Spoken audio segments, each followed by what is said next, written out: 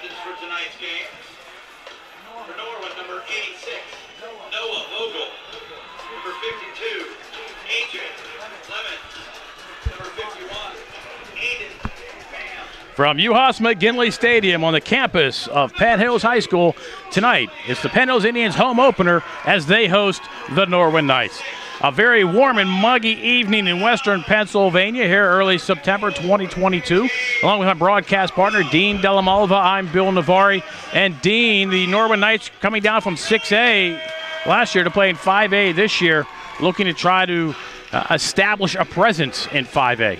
Yeah, I don't really know how many favors they get by moving from 6A to 5A because the competition in 5A, of course, is always top-notch. But Norwin is here. And I'm sure they're happier with a little bit of a shorter commute to most of their games as well. Norwin got beat up in their 5A debut last week against Upper St. Clair, losing 42-6. The Indians in a seesaw battle of who wanted to win and who didn't want to win last week at Seneca Valley. The Indians drove late in the game, only to have a last-second field goal partially blocked. Went wide, no good, and the Indians lost 17-15. Although Coach Chuck Morris was saying that perhaps the loss was better for them. That way they didn't sit there and think that the things they did wrong, like, well, okay, but we won.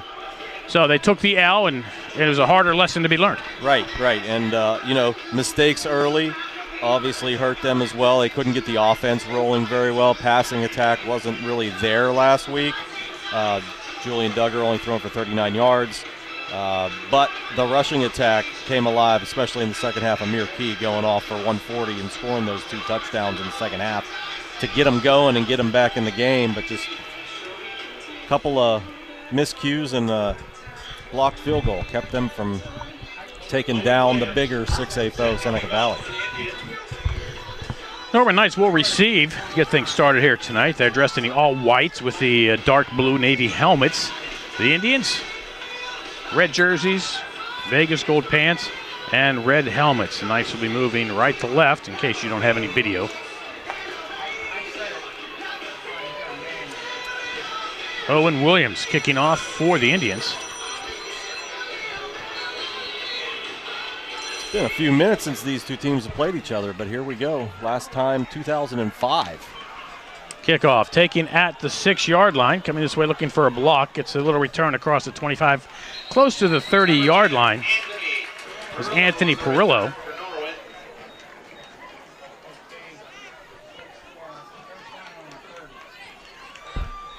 Yeah, these two teams former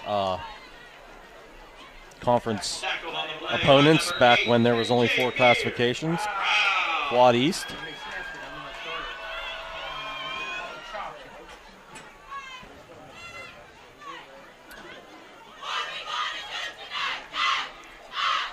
We'll see if Norwin can get Noah Vogel going. He didn't have any offensive numbers last week, tight end. Getting some looks from some schools. He is a mess on defense, though, too. 6'3", 225 at DN. Nicholas Urey, the quarterback for the Norwin Knights, has Christian Beck to his right. Slot to the near side, Ryan Frankovic. And with twins to the far side, Liam O'Brien and Jackson Pawns. Aiden Pham. Guard to the near side. Colin Bruno doing the snapping duties. And the Knights keep it on the ground to Christian Beck. But he runs right into the arms of Carter Lance, and he'll lose 2. Great penetration up front on the first play there. Taking him back a couple of yards. Back to the 20. They mark him at 28, so we'll call it 2nd and 11.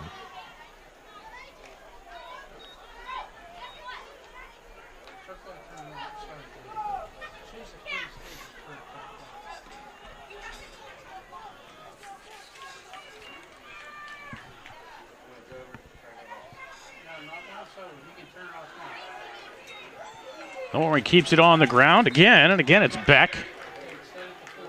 And again it's Carter Lance with the tackle. And Keith Pellman, no gain. And it'll be 3rd and 12.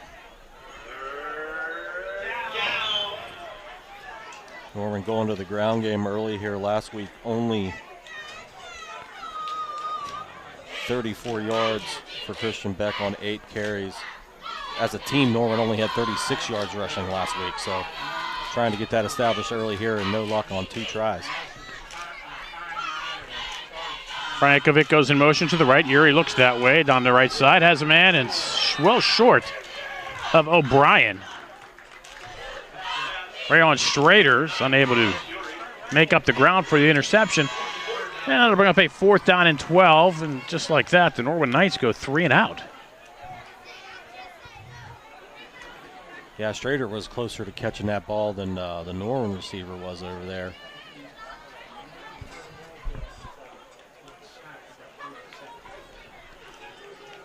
Nick Uri, just a freshman signal caller, 5'11", 165. Had a 90-yard touchdown pass to Jackson Pawns last week, their lone score. Castle gets the kick away high and will hit at the 34-yard line and go out of bounds at the 35. Keeps the Indians from returning it. The Penn Hills will have the ball at their own 35-yard line. Clock stops, 10:14 to go here in the scoreless first quarter. Penn Hills, Penn Hills, Norwin.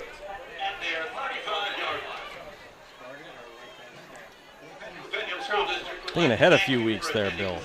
North Hills ain't till the 23rd. It's been a while since I had to call Norwin. You can start with that Nor. It's just an automatic Right. North Hills. Right. Penn Hills with Interesting formation for the Indians. Yeah. Wide receiver screen. Up the sideline. Will they have a first down? Yes, they will. 12 yards to Santana Livy Jordan. Duggar, complete to number 10, Santana.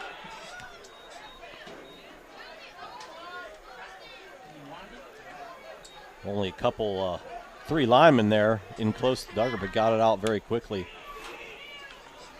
Turn upfield, that's a first down on 1 play.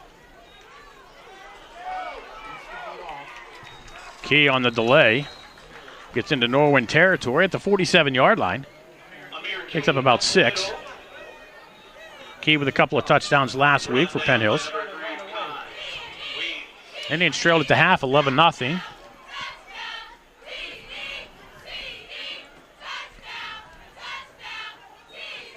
Came back to take a 15-10 lead, and Seneca Valley scored late. Key fights his way ahead for about 2.5.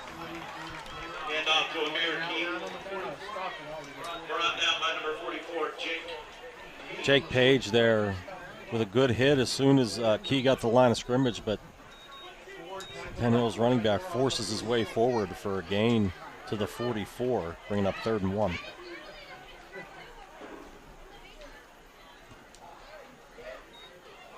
And the Norwin Knights jump off sides. Hard count by Julian Duggar.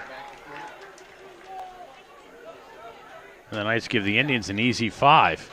The Indians did not let Duggar loose last week. That penalty results in the Penn Hills. Yeah, we had, 12 rushes for 67 yards last week. Just a little over 5 a carry. So not what you're used to seeing, definitely. Oh, he had one long run late. Just kind of padded the stats. Pass complete. Inside the 30 to the 27-yard line. That's Cameron Thomas. Cameron Thomas. That play results in a Penn Hills. Thomas with a little in-cut route there. Found a hole in the zone. Duggar zipped it in there.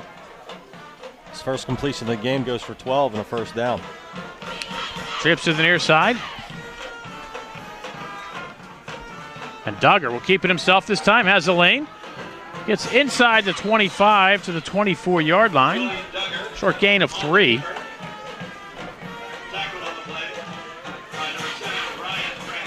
As we just talked about, Duggar not getting loose last week, but here's his first carry of the night.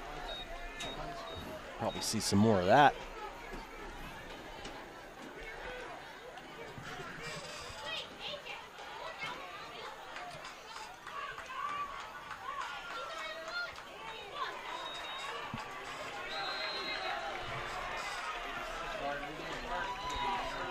Norwin defense comes up and holds a mere key for a loss of 1.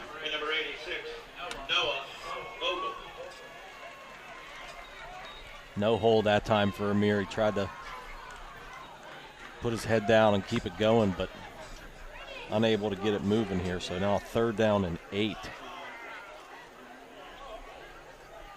Key moves up to Duggar's left. Twins to the left at Strader and Levi Jordan. Cameron Thomas to the near side. Duggar will roll to his left, the left-handed quarterback. Looks, steps, throws, has a man, pass complete.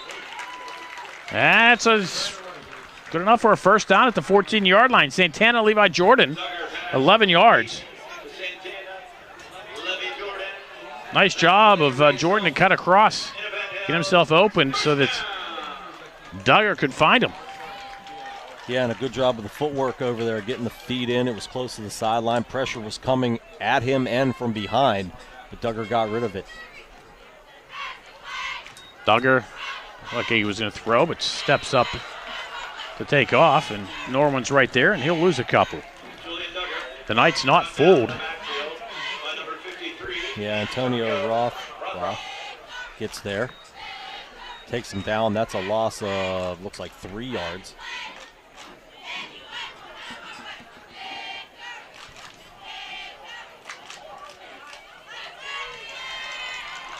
It's always tough to evaluate those from a statistics standpoint.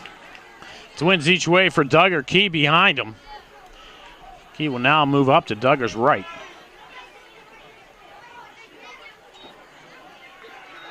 Knights on the blitz. And they'll bring Duggar down back at the 25-yard line on a loss of 8 on the sack.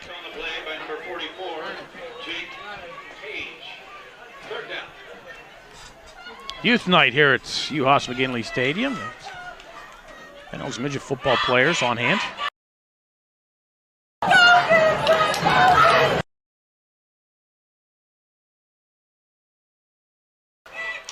Very nice.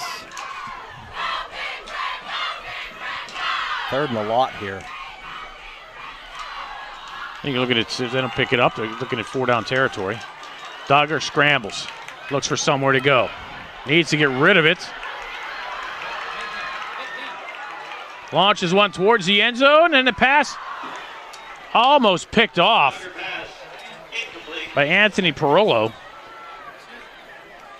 Norwin Knights doing a nice job of not letting Duggar set up in that pocket. Yeah, they're getting in there quick. Penn Hill's O-line needs to tighten up a little bit. Of course, Norwin is bringing a lot of blitzes, so making it tough, not giving him a lot of time. Vogel almost had him, but now here's a field goal Owen attempt. Williams to try a 42-yarder.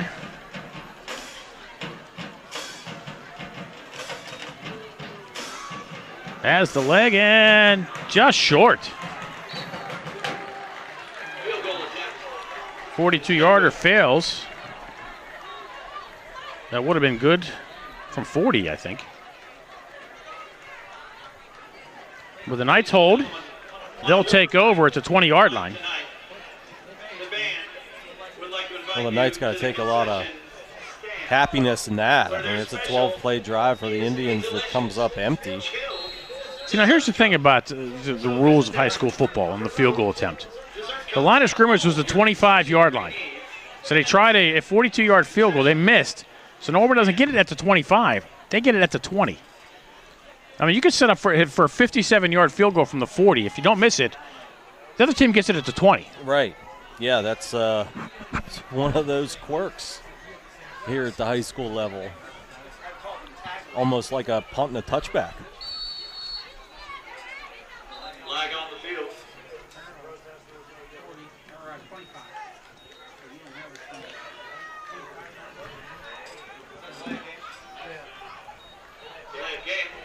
And then you get a delayed game, back you up 5 more.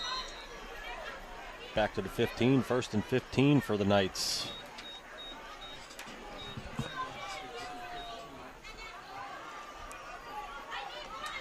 Yuri's going to throw. He rolls to his right. Pass picked off at the 28-yard line. Coming this way is Rayon Strader. Strader with some room in front inside the 10. 5, touchdown, Penn Hills Indians. Rayon Strader, 28 yards on the return, and Penn Hills up 6-0 with 5:31 to go here in quarter number 1. Strader read that one. Yuri rolling out to his right. Very similar to the last play of the last Norwin Knights possession. And this time he got enough arm on it, but Strader jumped it.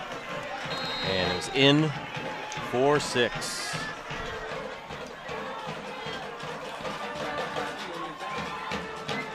Amir Key late to the party.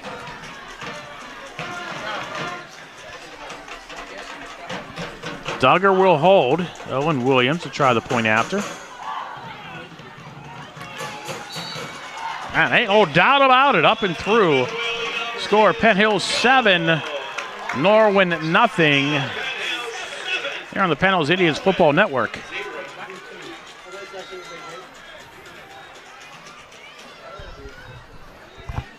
Strader, the Miami of Ohio commit. He'll be a Red Hawk.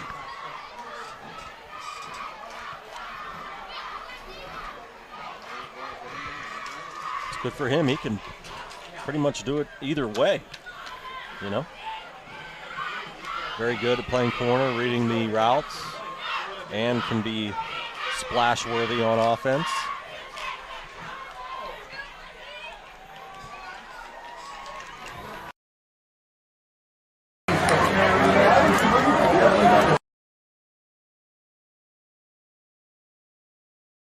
For 2, 1 each week.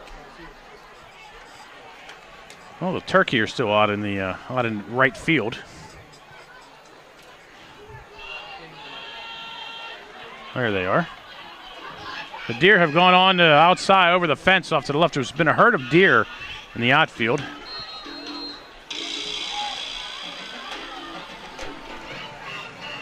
Williams kick, boots it back to the 5-yard line. Steven Rogers across the 25. And the Knights will get it at the 26-yard line.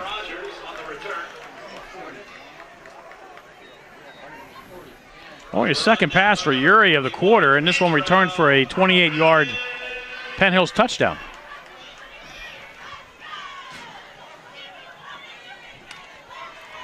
We'll see how the Knights respond. Well, he's a very young signal caller, so. But there looks like they're changing it up here.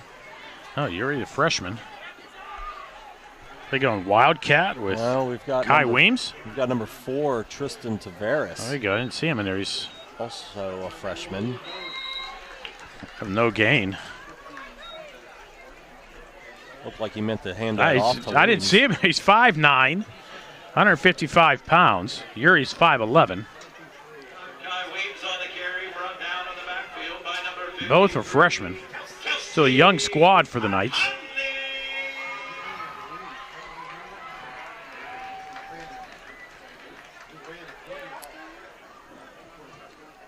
Last year, Norwin 4-6 overall. They won 3 more games than they did in 2020, 2 more than they did in 2019. So kind of in an upswing, but young at quarterback. Nowhere to go for Weems. He'll lose a yard. Penn Hills defense doesn't look like they're teeing off there at the line. They're not giving any room, any cracks for that Norwin Knight running game to eke through. They said last week they also struggled running the football, so Norwin having some trouble up front, cracking holes. Penn Hills taking advantage of stuffing them.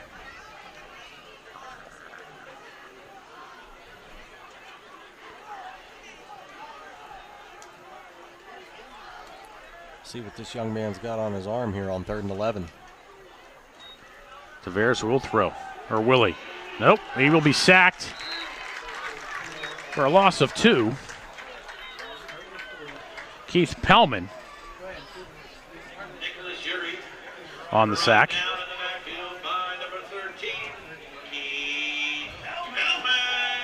And the Knights will have to punt. 3 offensive possessions for the Knights in this quarter, only 1 for the Indians. And the Indians up 7-0 as the clock rolls under 3 minutes to go here in quarter number 1. It looked like it was going to be a pass play, but then he tucked it. Like he was going to take off with it, but there was nowhere to take off to. Castle gets the kick away. Lavender on the pressure. Thomas drops it, picks it up, goes left, finds himself a little bit of a wall, gets in Norwin Knight territory, and will go out of bounds at the 40-yard line.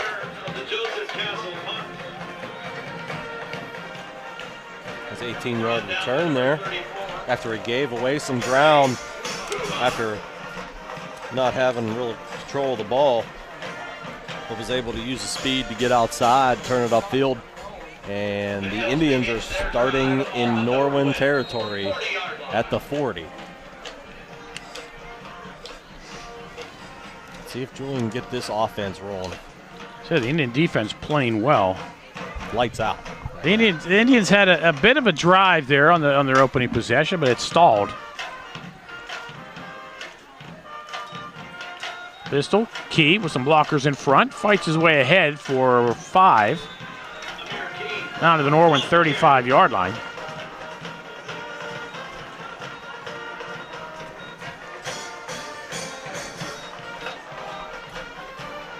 Just waiting for Amir to find a hole and just explode. Noah Vogel on the tackle for the Knights.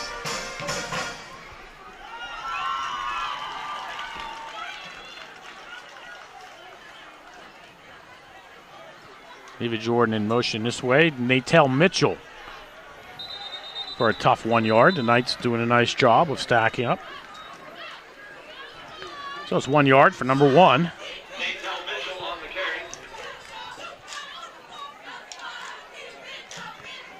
And it brings up 3rd and 4.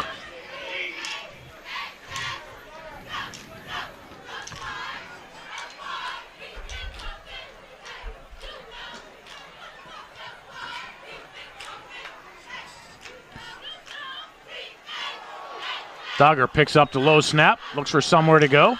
Has nowhere to go, fights his way ahead, and the helmet comes off. So he's going to have to come out for a play. Unless Penn Hills uses a timeout. Tackle on the play by number 7. 4th down. Roll back to him in trouble in a hurry. On that one.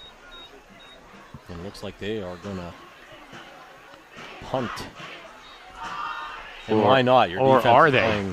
Your defense is playing great, so why not try to pin them back here? Or you could try a field goal and you miss, they get them at the 20. Right.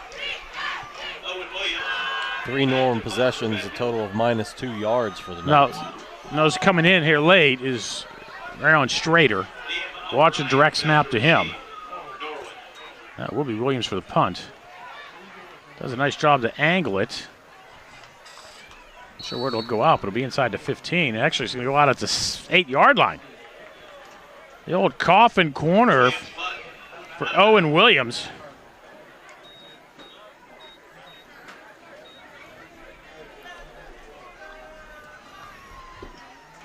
They're going to move it up a little bit. They're going to move it up to the 12. I was going to say, it looked like it was around the 10 or something. I knew it would be inside the 15. I didn't expect it inside the 10. I was surprised by that call. And I think the officials did get it right about the 12-yard line, which is not good news either way for the Norwin Knights, as their offense has gone 3 and out twice and had one play, which was an interception returned for a touchdown by the Indians' Rand Strader. Tavares still in at quarterback. Big hole left side across the 20. Close to a first down at the 21-yard line is Kai Weems. We'll give him 9. Oh, they're giving him 10. They're giving him the full first down. Oh, they gave him the first down? And there's Norwin's first down of the night, coming on the final play of quarter 1. Yeah, well, that's how you do it. After 1, Penn Hills 7, Norwin nothing. You are watching the Penn Hills Indians Football Network.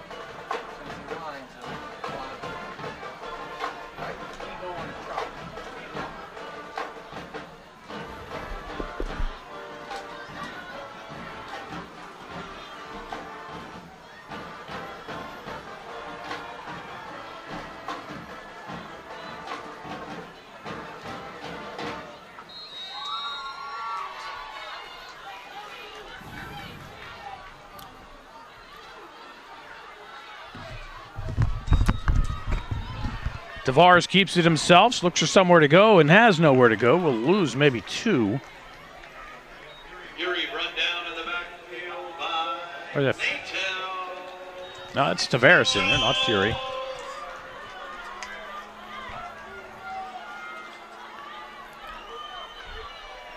So Yuri throws the interception, and we have not seen him back in the game since then. Let's see if I scope him out down there at the sideline.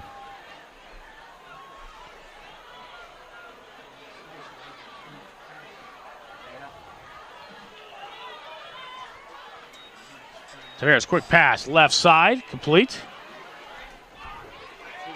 Out to the 26-yard line, Jackson Pons. Yuri pass complete to number 2, Jackson Pons. This might be coming back. I don't think The penalty flag back at the 16-yard line. I don't think they were set.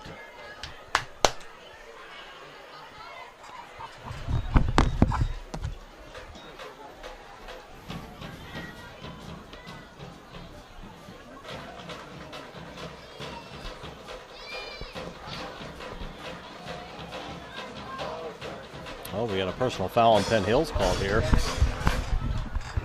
That's going to advance it 15 yards and give the Knights a first down.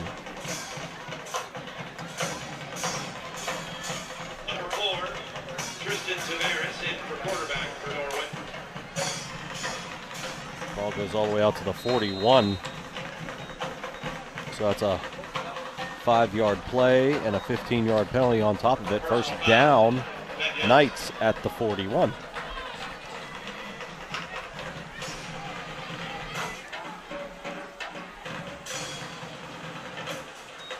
Tavares swing pass this way. Pons looks for some blockers in front. Dives ahead out to the 45-yard line. Gain of about 4. The Knights starting to move the football a little bit here. Was aided by the personal foul call against the Indians. Yeah, it looks like the same play they just ran, just to the other side. They said, if it works over here, let's try it over here. And they get 4 out of it over here. And now it's 2nd down and 6 as they are approaching the midfield stripe. Well, 18 offensive yards so far in this drive, 15 penalty yards.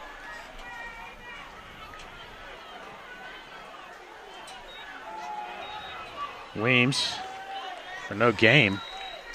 Weems on the carry. And it'll bring up a 3rd and 6 for the Knights. Tackle on the play by number 13. Well, if anything, I mean, this drive started back at the 12-yard line. They've got an opportunity to flip field position here. Yes. With it only being 7-0. Well, if they're going to be punting, they're going to be punting from the 45 and not from their own, punter will be about the 35-yard line instead of in their own end zone. Yep.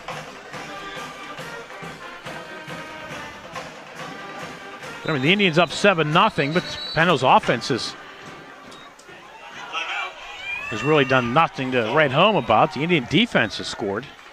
The 28-yard interception return by Rayon Strader. There's a difference in this game.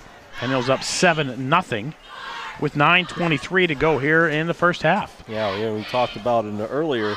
Norwin had 3 possessions. The Penn Hills 1 offensively.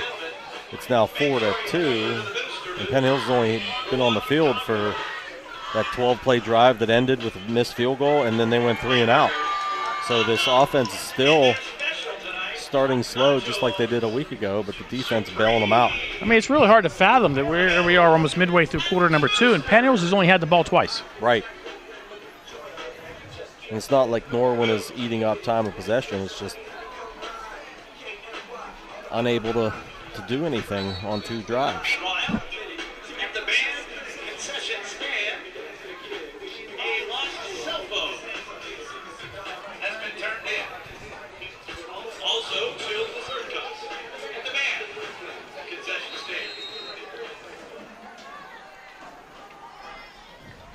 The Knights with a possession down here, 3rd and 6.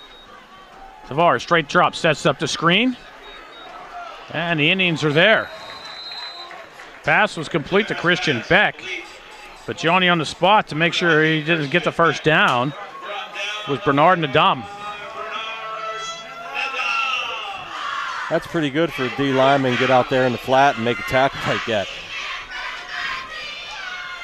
Going to be 4th down just on the Norwin side of the 50. 4th and 1. I mean, if I'm Norwin, I'm seriously considering. They brought in the punting unit.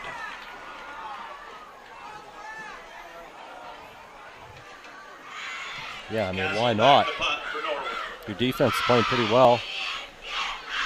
Let's watch the up men. But they did just flip field position, so let's... Castle high, booming kick, fair catch called for and made by Strader at the 16-yard line. So yeah, you did just flip field position by getting to midfield, so let's not flip it right back by going for it on 4th down and not getting it. Ends up being a 33-yard punt. 17-yard line for the Indians. That punt brought, it's going to bring some nice and muchly needed rain. Now the deer are out into the outfield over there. Boy, there's a lot of them. Yeah, there's a whole gaggle.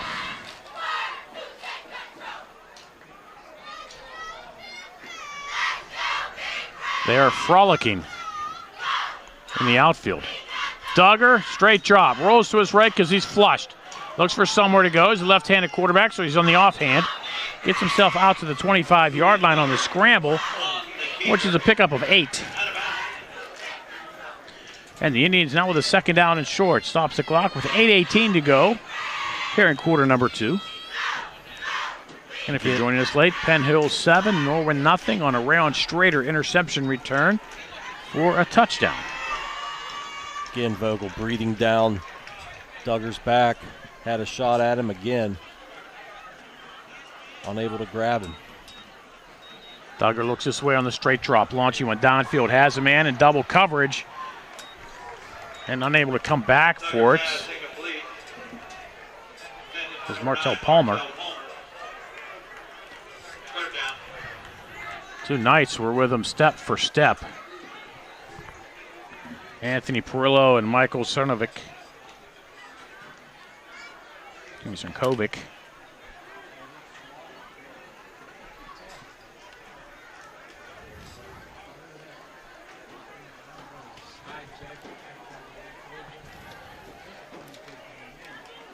See what they got dialed up for him here on 3rd and 3. Key. Straight up the middle. They may have, depending on the spot. It is close. He's right on the line of gains. Yep, he gets the first down.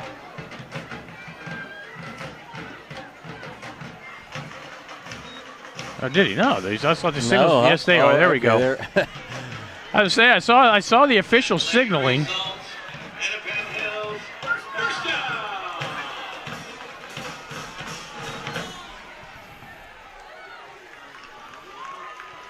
Strader and Levi Jordan to the near side. Natel Mitchell at the top of your screen. Yeah, Mitchell went a little quick, I think, there. Flag on the field. Just a split second too quick. The Knights will be taking on Fox Chapel next Friday night. The Indians will be home right here against the Pine Richland Rams. Conference kickoff for them. You know, I don't get the WPIL schedule makers. First off, non-conference games, they don't schedule Penn Hills with Plum or Gateway, the next door neighbors. And then it's been Pine Richland and Penn Hills for the conference the last several years, and they put them in the conference opener. Screen set up this way for Key. Has some blockers in front across the 35. It's a foot race to the near side. Key inside the 40. Cuts back, gets inside the 20. Skirts the sideline, and he'll be out of bounds at the 6-yard line.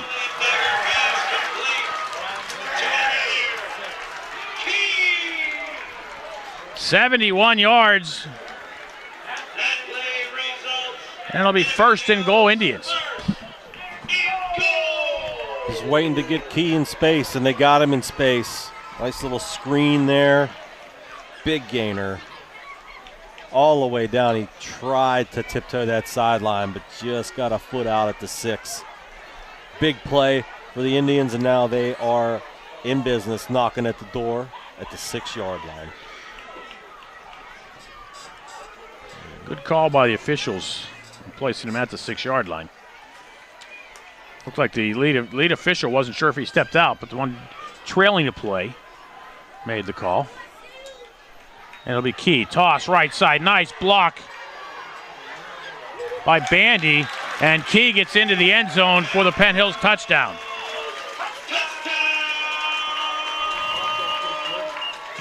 Sweep it to the right. The open side of the field, and let him just use his speed to get in there. They had the power high backfield going there. And Juwan Bandy with a nice block to set Key free to the corner. And Key his third touchdown of the season. Indians up 13-0 with Owen Williams to try to tack on one more. Nice snap. Owen gets the kick up and through. 7:05 to go here, first half. Penn Hills 14, Norwin nothing here on the Indians Football Network. Once again, the Penn Hills School District would like to thank you for attending our Penn Hills Youth Sports Football Night. We'd like to remind you that there is no readmission after halftime. Thank you.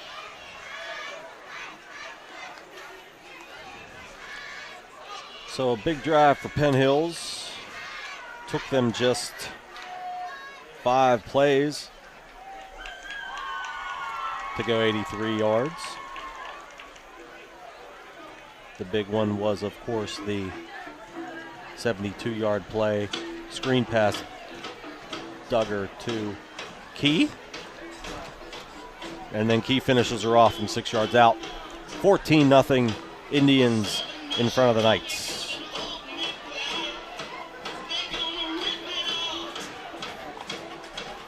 Now you were talking about the scheduling.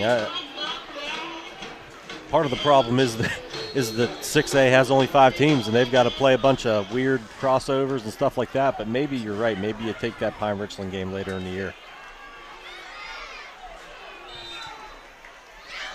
Jackson Pawns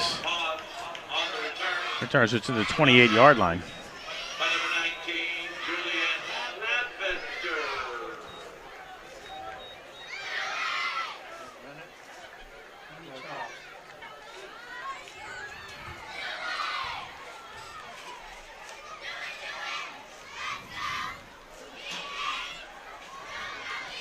Norwin had a little bit something going offensively last time. Let's see if they can re-find it here. Now down 2 scores. Well, need to pick up the sense of urgency a little bit, do the Knights.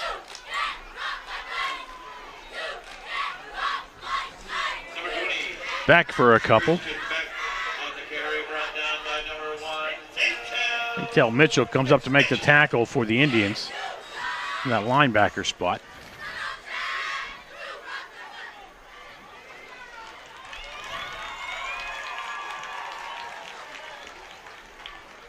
Of course, this is the 2-year, the second year, so, or actually what would be the next year, so a little realignments going on. Conference is different. Tavares, swing pass this way, pass completed at the 30-yard line. Up the sideline with some room to run, it's a foot race.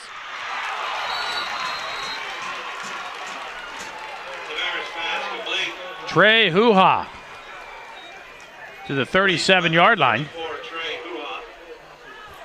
33 on the gain there, and it almost looked like there was so much pressure on Tavares that he was just kind of chucking it up to see if somebody was over there, and luckily for him there was. But I don't know how he managed to get through everybody. He's chased up the sideline, and DeAndre Cochran chased him down for Penn Hills. Saved a touchdown there. A nice catch and run by Hoo-Ha. Back to Tavares' right. Looks like they're going to go that way to him. And looks like a little mix-up on the There's a lot of pattern, or that, or I think it was more so Tavares was hurried. Yeah, there was a lot of pressure coming quickly off the edge. And he had to get rid of that ball probably before he wanted to.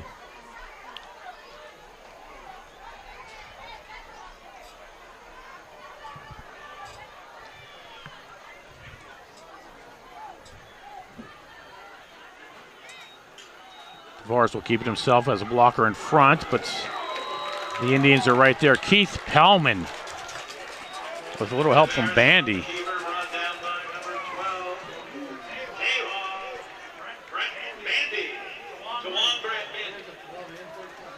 Tavares will lose a yard. He had Noah Vogel in front of him blocking, but Pellman and Bandy just sped right through and made the tackle. It's now 3rd and 11. Tavares throws downfield. There is Vogel. We'll have the first down for the Norwin Knights. There's Noah Vogel, his first catch of the season.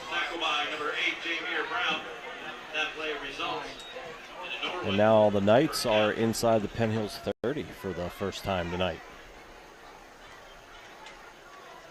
First down, Norwin at the Indians' 27. Deepest penetration of the game for Norwin. Clock rolling, approaching 5 minutes, and I think Norwin will use a timeout, and they will. Their second of the half, coming with 5:05 to go.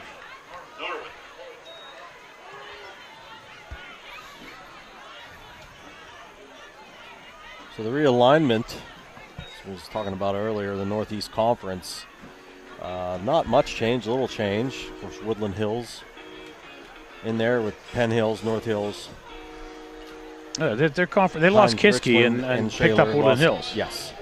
But here's, the thing as far as the scheduling goes, I don't understand. I'm thinking about it.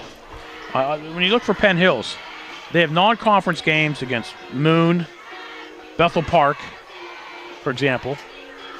And you have 2 other 5A schools right next door in Plum and Gateway that never seem to get on the Penn Hill schedule. Yeah. I mean, you would think too, just to help with transportation costs and whatnot, and local rivalries. Yes, regional rivalries are.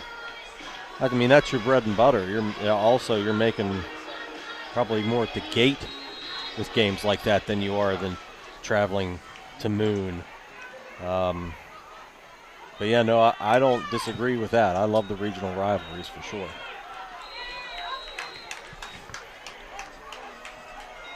Beck gets stuffed for a loss of 1.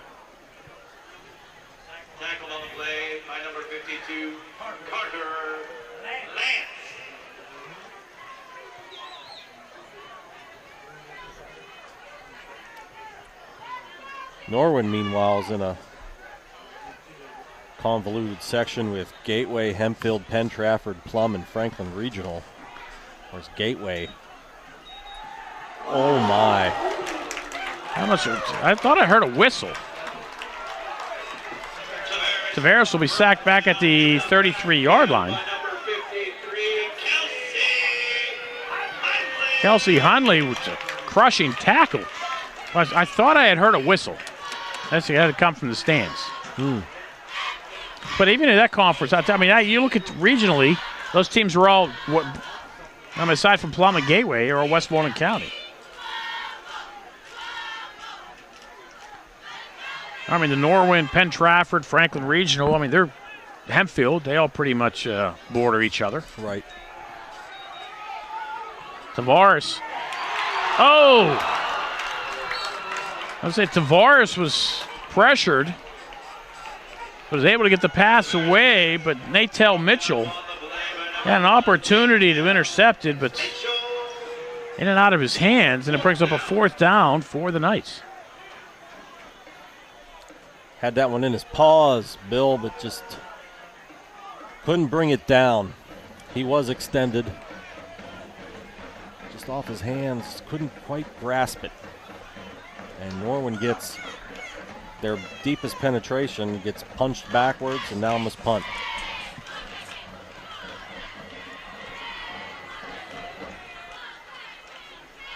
It's like Vogel's going to call timeout, and he did. It's their 3rd timeout of the half. They don't have any more left. Coming with 3:43 to go.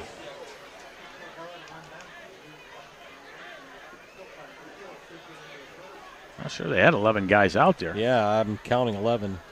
I don't know what the deal was. Maybe the play clock was running down because the back judge had thrown the flag like pretty much right there. You know, it's 4th and 17 here. I mean, that extra 5 yards might have helped them. But even to be honest with you, at the 33-yard line, I mean, why not take a shot? You're down 2 scores.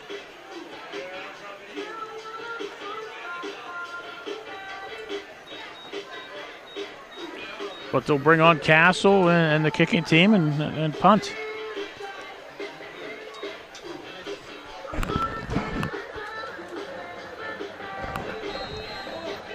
Again, the clock stopped with 3:43 to go.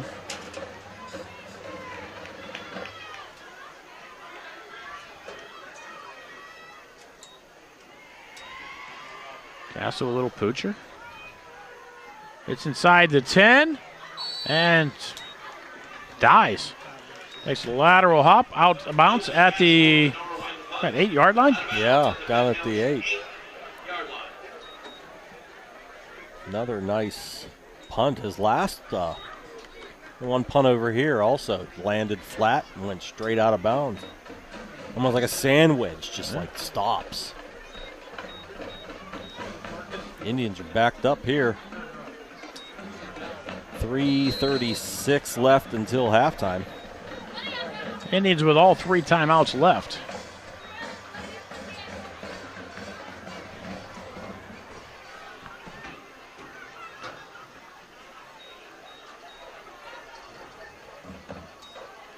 Key. Across the 10 to the 11-yard line. Amir Key on the carry. Brought down by number 44, Jake Page.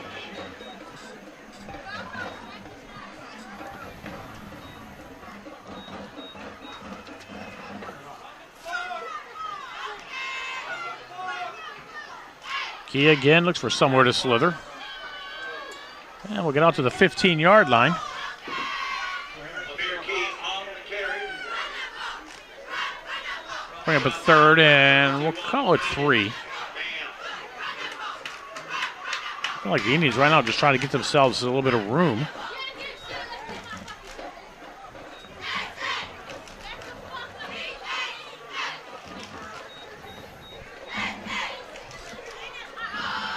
The dangerous Cam Thomas splits to the right.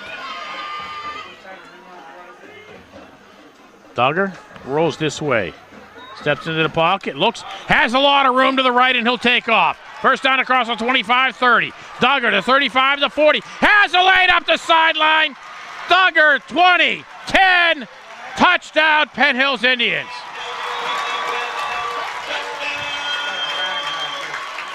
Oh, But this one's coming back. we got some laundry on the field. Wow.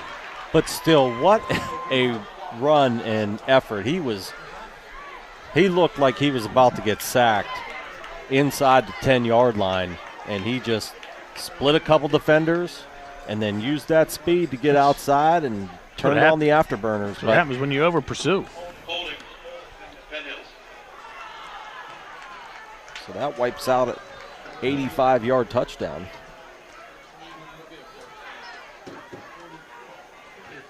So holding from the 42-yard line and mark him into the 32. So the 42, he actually gets credited for a 17-yard run.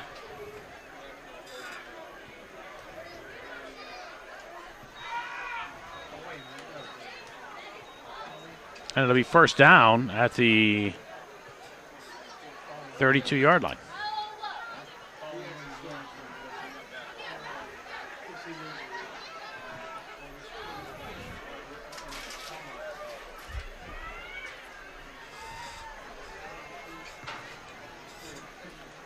Boy, that's a big break for Norwin.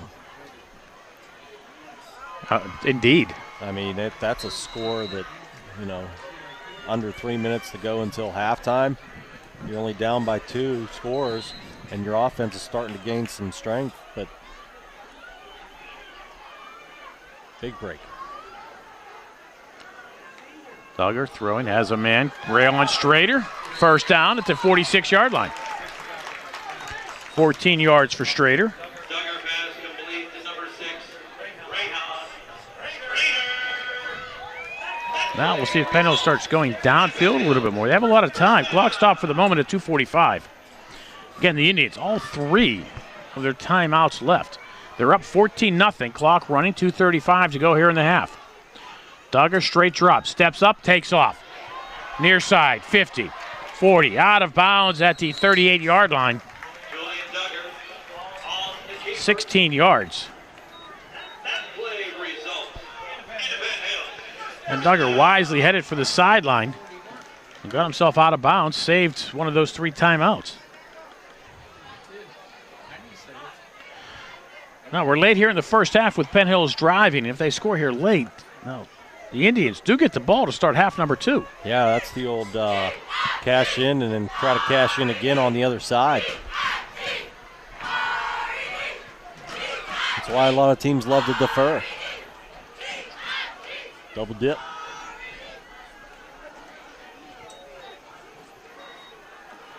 Duggar looks for somewhere to go. Throws downfield, has a man to pass complete. Caught and going out of bounds. DeAndre Cochran. Another flag on the play here. Number 3, DeAndre Cochran. Flag on the play.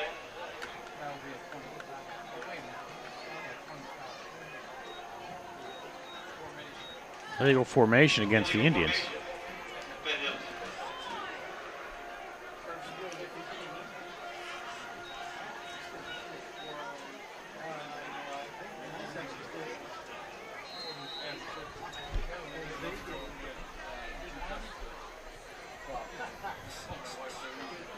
We've been close to another first down, but now we're resetting 1st and 15. Quick pass near side. Cochran at the 38-yard line.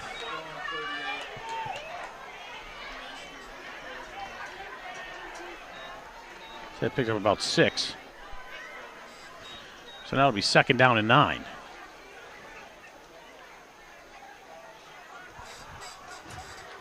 Under 2 minutes, clock running. Almost better off to just let that one be incomplete. Yeah, it takes 6 yards at a clip. You're getting first down every couple plays. Flag on the field.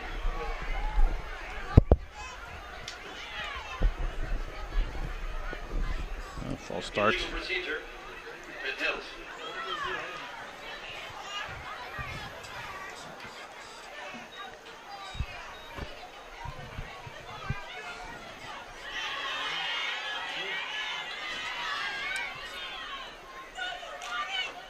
Penalties, they usually plague teams early in the season.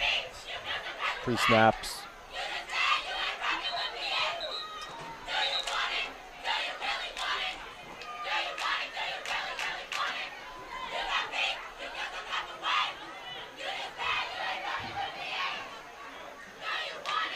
Hey, Coach Morris having a clock question. Any more time set on the clock?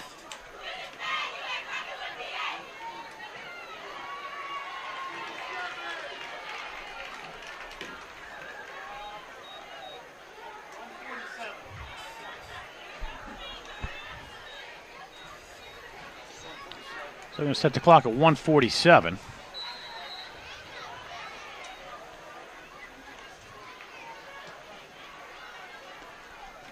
Now it's 2nd and 14. Can't pick up 6 and then lose 5. Yeah, that's counterproductive. I mean, you net a yard, but you're really going nowhere. And around Palmer. All right, lose 3.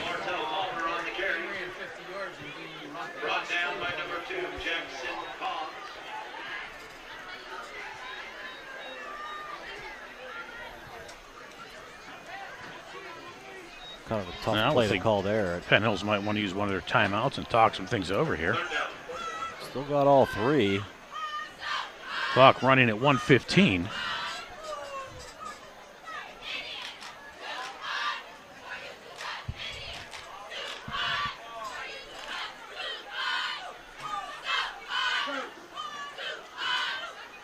Duggar rolling this way with pressure from behind. Gets the pass away, pass caught. And it'll be Palmer. Palmer down to the 29-yard line. It's 15 yards. Short of the first down. That'll be 4th and a long 1. And Penn Hills will use one of those timeouts with 51 seconds to go here in the half. I think if you're Penn Hills, you got to be thinking 7 and not 3 here. I mean, you want to start thinking daggers because you get 7 here, then 7 to start that second half. Yeah, that's what you want to do ideally. That's why I don't understand why they allowed so much time to tick off the clock there on prior to that 3rd down play. I mean, you've been grabbing chunks of yards, for a little while now. They did start out slow, but the last couple possessions they've been moving. So why not, put the faith in your, section, or your potential conference quarterback and go for it. Now this drive started back at their own 8-yard line about 2.5 minutes ago. Game clock time.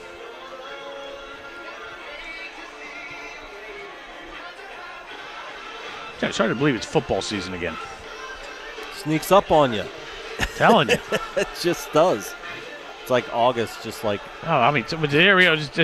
We're in a game tonight. It's muggy. We're all sweaty. It's hot up here. And in a couple of weeks, we're going to bring in the space heaters. Yeah. Let's hope not. Let's hope for a little Indian summer.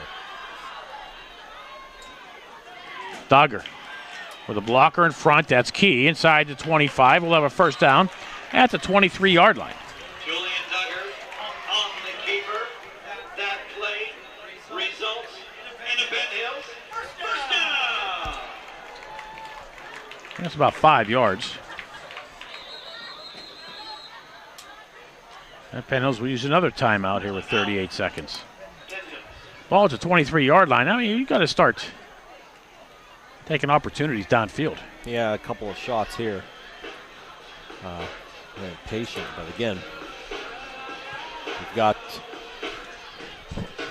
arguably one of the top quarterbacks in 5A. He's got plenty of weapons. The offensive line is getting a little bit better at protecting him here. They're doing the rollouts that seem to be working well. Get one down there near the pylon. Let one of these receivers make a play. I see the Penn Hills band on the other side. Did Norwin not bring their band tonight? I don't see I don't see their band. The Norwin band is usually one of those bands you enjoy seeing at halftime. Of course, like you said earlier, Kiski's not in the conference anymore. They always have a really good band too, and going to miss on them.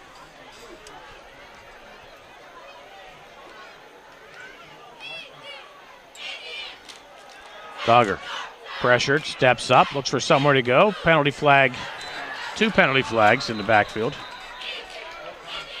Duggar brought down by Ryan Frankovic. Flag off the leg. Holding.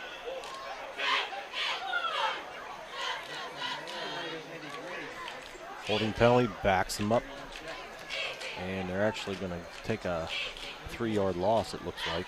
About 13 yards on the penalty.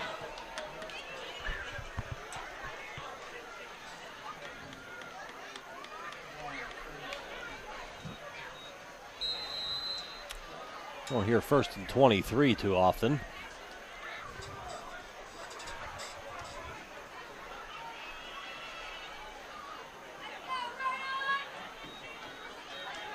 Doggers pass near side, Strader tries to break a tackle with the 30, goes down at the 29-yard line.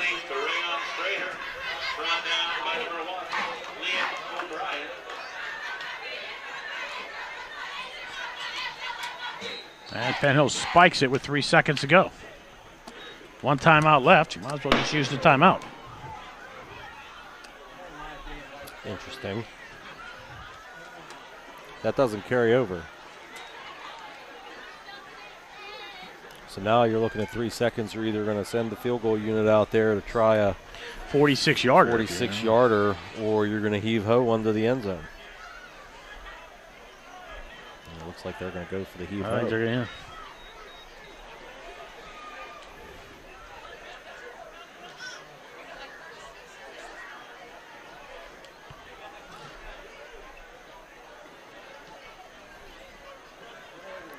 Not sure. I'm pretty sure. That's only his 3rd incomplete pass of this first half. The pass was complete. No, well, no, they wrote it incomplete? The spike. Oh, yeah, you're right. So, yeah, he's 8 of 11, 158. Now what?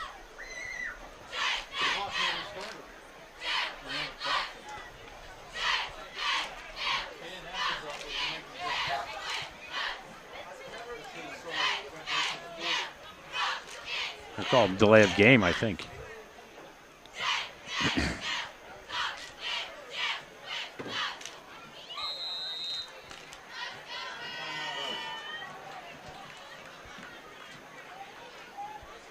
And Coach Morris talked him into using the timeout instead. Yeah, we called timeout with 1 second left on that play clock, which wasn't running here, but. Well, that's why that, back judge has to keep track by himself sometimes about the clock. But gets a few more minutes to think this one over. Well, 3 seconds remain in the half. Penn Hills is up 14-0. Indians have the ball at the Knights' 29-yard line.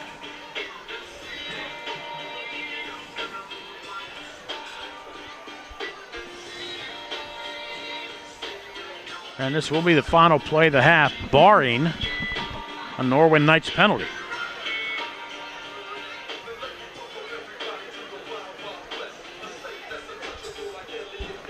So again, this started at the 8-yard line. And it was now up to the 29.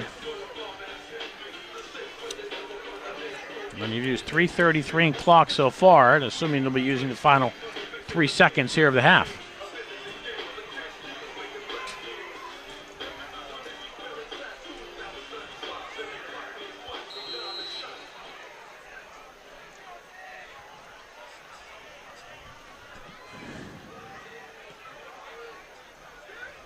He moves to the slot near side.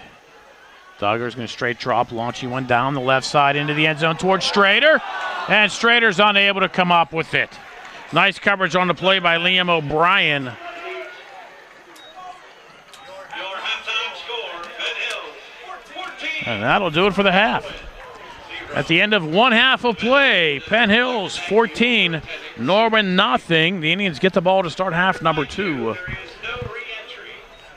Penn Hills Band coming up next. You're watching the Penn Hills Indians Football Network.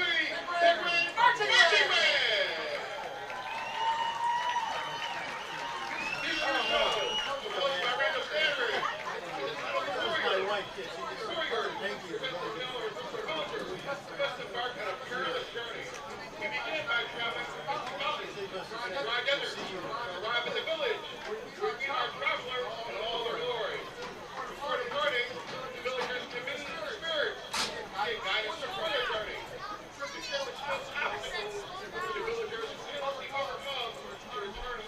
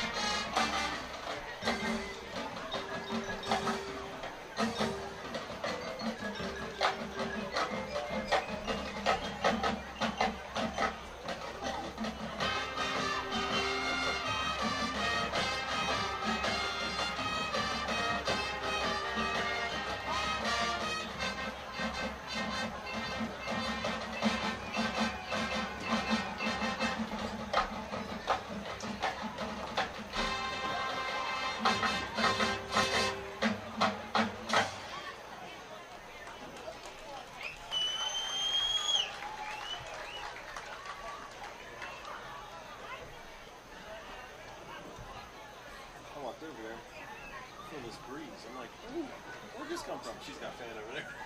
I was like, oh, that feels good.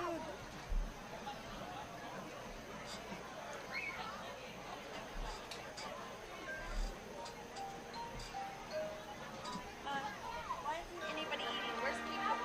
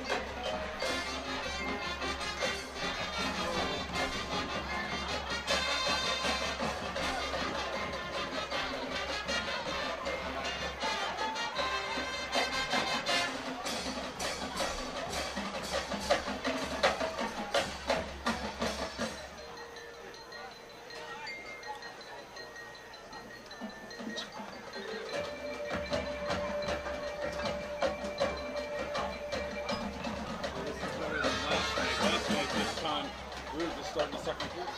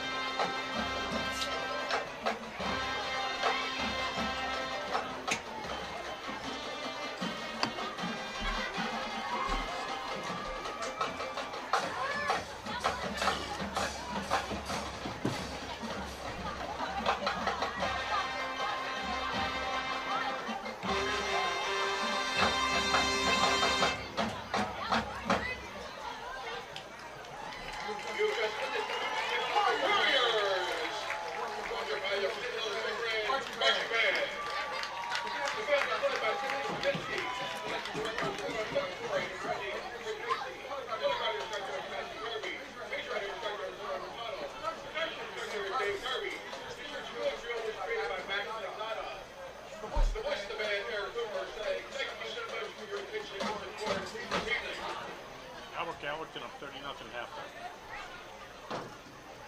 What's those time Albert Gallatin was? Brownsville is getting beat by Utah 40-0 at halftime. Brownsville's a 2A school. Uniontown's 5. What's the point?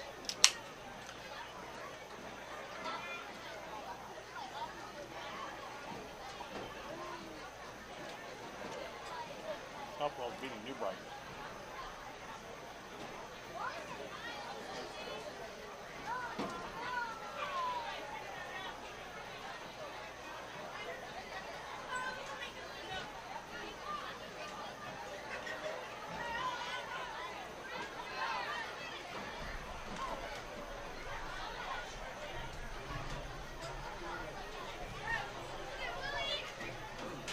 Moon's down 14-2. Yeah. Moon is losing to Montour 14-2. Yeah. That's the place to be. Man. All these years I've never been in here. Really? Oh, no, I'm good. I'm good. I'm doing the Angel camera. I've never been in here. He was awesome. I like it. Who I got hold on that on the run back? I got quarterback. Go ahead, you see it? I wonder who had it. I missed it. Huh? Yeah. All right, let me back down there. I just thought I'd come up and say hello. That's my son, middle son, Kellen, Mr. Navari. Firm handshake. Yeah. Strong, man. How you doing? Sure. Good? He's had talk with him. All right, let me get back down there. All right. I'm gonna come say hi. See you later.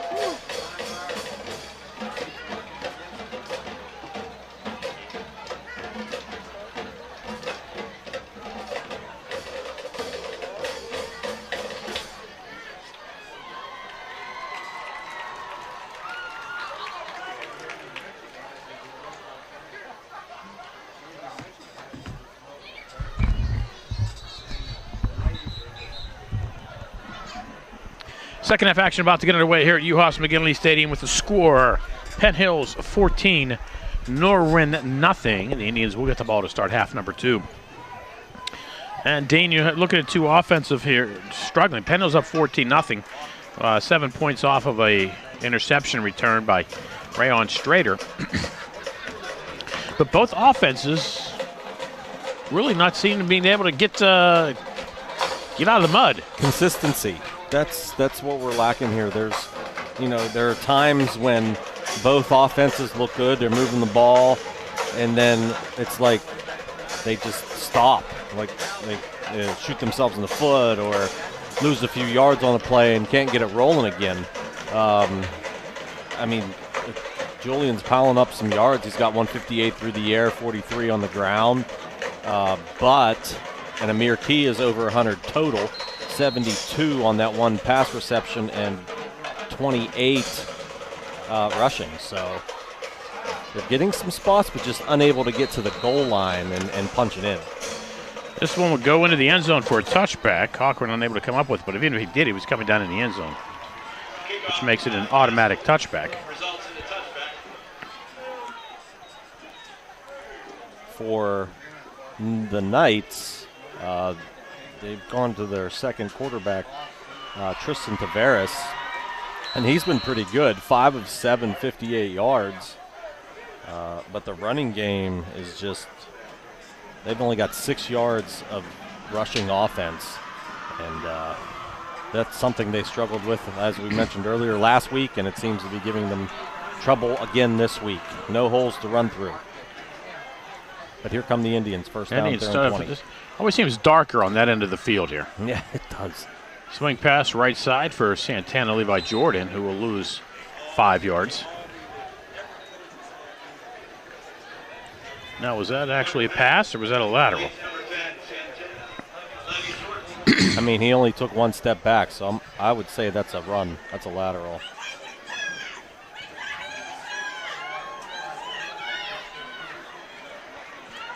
It's the old former Steeler offense out there. Throw the ball short of the marker and hope they can make a play. Duggar, quick pass, left side.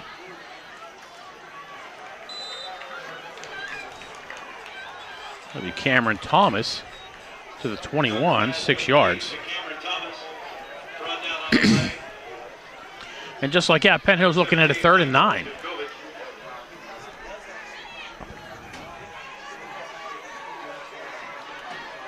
Well, let's see if they can get a 3rd and long conversion here. They're getting themselves backed up on first down. Duggar has some room this way. If he can get to the outside, he'll get the pass away and has a man over the 50-yard line. It's Cameron Thomas out of the 44. Yes, excuse me. Is that Natel Mitchell or was that Cam Thomas? Yeah, that was Mitchell. Thomas is to the top side, I believe. Yep, that's where he is. So nice pass. And he thought he wasn't down. That was 35 yards.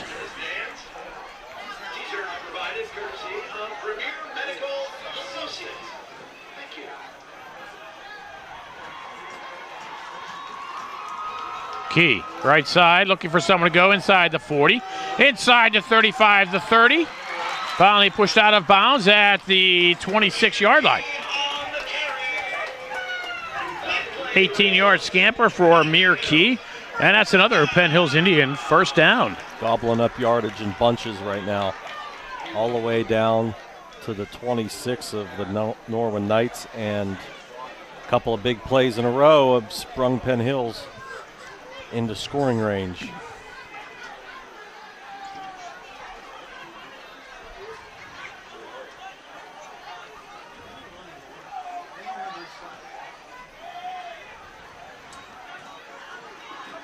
Duggar, play action. I'm not sure if it's a broken play or not.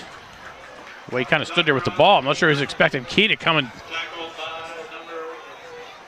take it on the handoff. But Duggar is able to pick up 4 yards. Be careful out there. The Knights have been getting close to Duggar, and he's kind of carrying that football kind of haphazardly out to the side there. Watch you don't get swiped.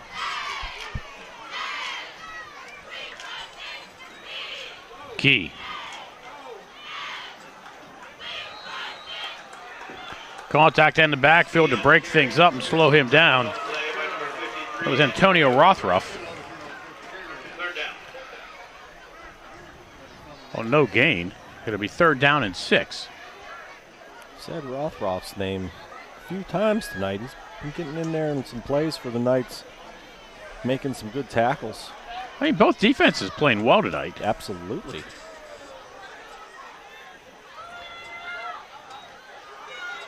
Duggar looking downfield over the middle. Pass, tip, cut! Touchdown, Penn Hills! Santana Levi Jordan on the tip play hauls it in for the Penn Hills Indians touchdown, 22 yards.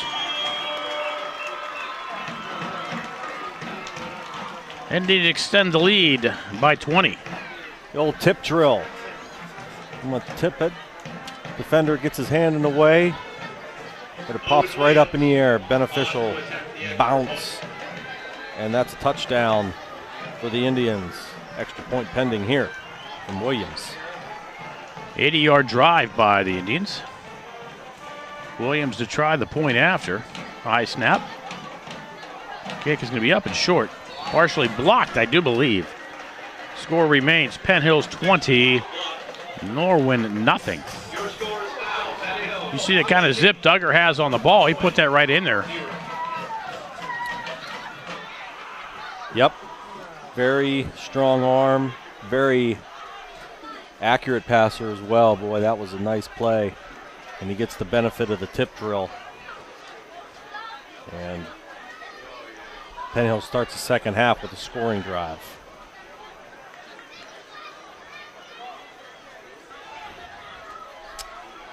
Just 3 minutes and 15 seconds it takes them to get downfield and put 6 on the board.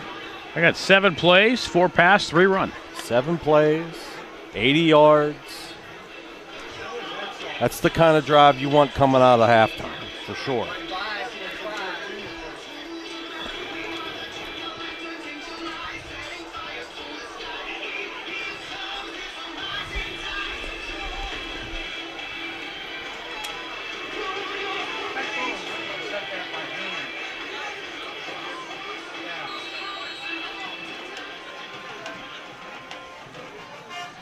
Owen Williams kickoff inside the 10, taken at the 6-yard line. Stephen Rogers with a nice return across the 40-yard line. Go out of bounds at the 41. That's just the kind of return the Knights need at this point, trailing by 20. Had all kind of real estate out there. Looked like they had put together a nice block wall over there, and he used his speed to scamper up the sidelines. Rogers, a 5'8" senior.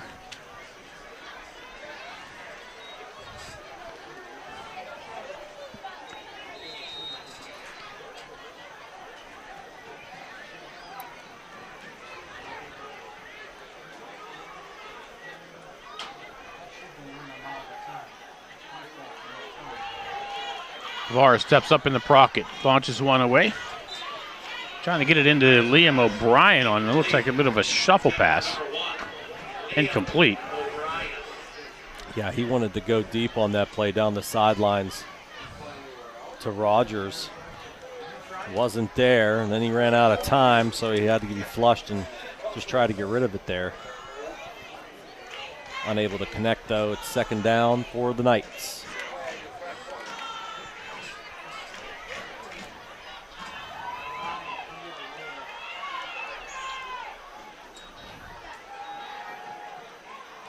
Vars flushed left. Will go out of bounds. Looks like he lost the yard there. Pushed out of bounds. No gain. But we've got a flag.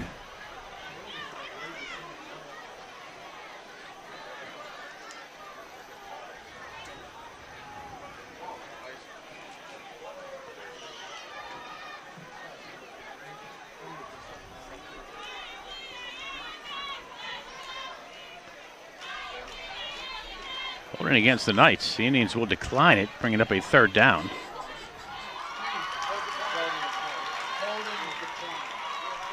They lost 4 on the play. That's where they were going to mark the hold off from, was the 37. So just back to the 40. -1 for the young quarterback. Tavares.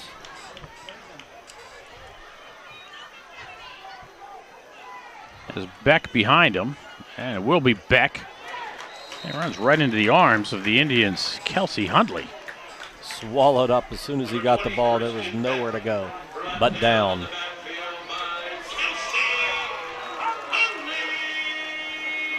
Loss of about 4. It's 4th down for the Knights. And they'll bring in the booming leg of Joseph Castle to punt this one away. A couple nice punts already for him. He's a senior. 6'3", 195.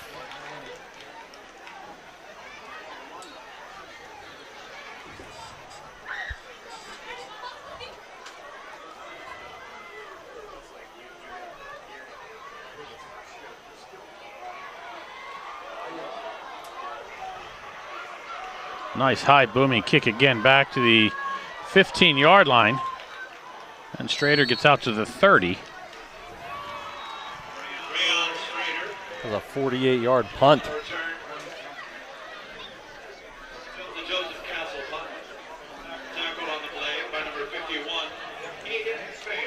It's underrated. Player on your roster, your punter. Get a 48-yarder. I think I'll take that. 6'3", 195 pounds. Castle is a senior. So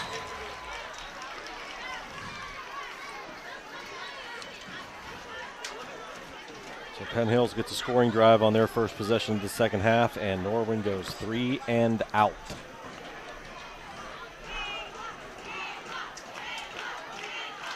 Mitchell for 3.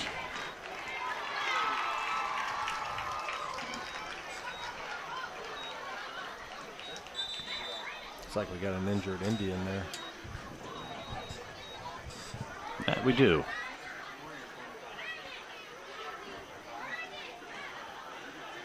I believe it is Mitchell. Hopefully just a leg cramp. Those are pretty common this time of year.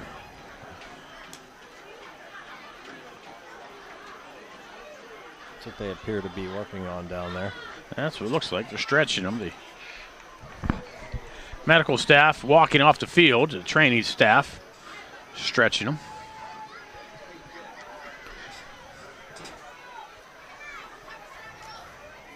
Speaking of medical staff, let's do a little shout out and hello to Dr. David Fowler, the Indians orthopedic. Who's also the Gateway Gators orthopedic, so he is at the Gators game watching our broadcast on the sideline.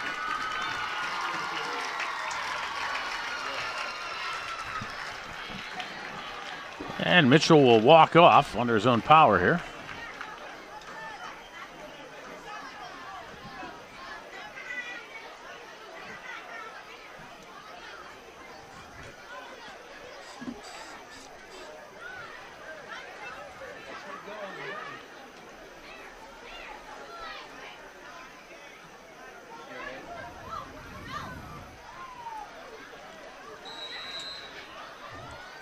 You would think that they would have, like, you know, these guys drinking water all day at the game. Got to drink it all week. Can't just wait till game day. Yeah.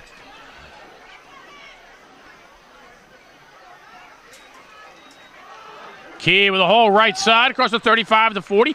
We'll have a first down. Fights his way across the midfield. No, Markham at the 50-yard line. 18-yard pickup for Key. A little hesitation on the handoff there. Delay handoff by Duggar. Handed it right to Key, and there was plenty of room on the right side. First down, Penn Hills. Key again. And the scrum pushes him out to the 40-yard line for another first down.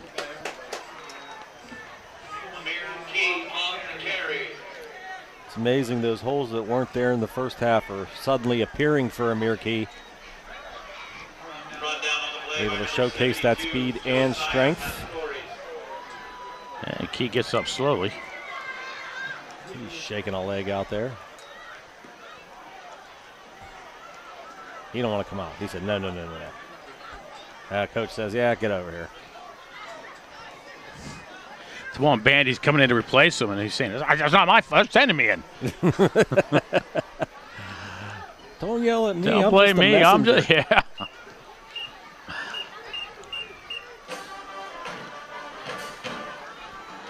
Dogger fakes to Bandy, rolls this way, looks for someone to go downfield. There's nobody open. He'll take off himself inside the 30, the 25-20. Cuts to the right side, had one man to beat, but was unable to get past Steven Rogers at the 15-yard line.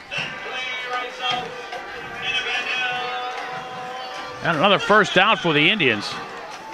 3 straight first downs, a 25-yard pickup by Duggar. And the Indians knocking on the door here at the 15-yard line. Yeah, Norwin's Ryan Frkovic came in, followed the possible running play, stopped in his tracks, and looks like he hurt himself. He's hobbling back up the field. Now he's on the sideline. Key back in, tries to find himself a little opening. And there's nothing. Good job by the Norwin defense to leave no cracks.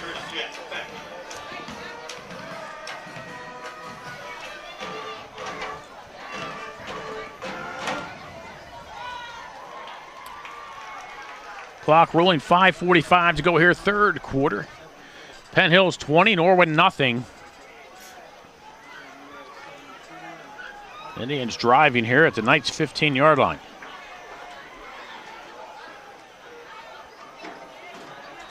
Key again. Wrapped up and brought down in the backfield, Aiden Pham. The tackle Key for the 4-yard loss. One of the Knights captains, the junior, 6'1", 215. Nice job of wrapping up Amir Key there. Drops him back to almost the 20-yard line. He's a deceiving 6'1".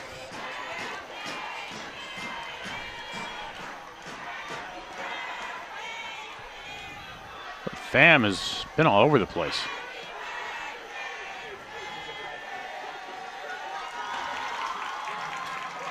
And it's Pham. Oh, it's Pham again. I was going to say wrapping up Key.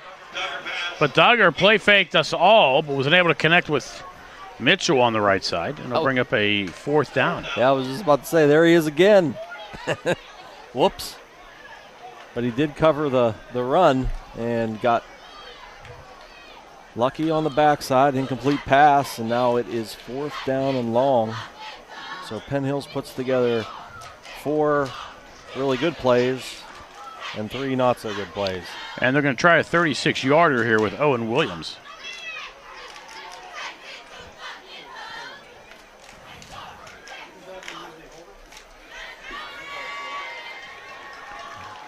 Williams just short on a 42-yarder in the first half.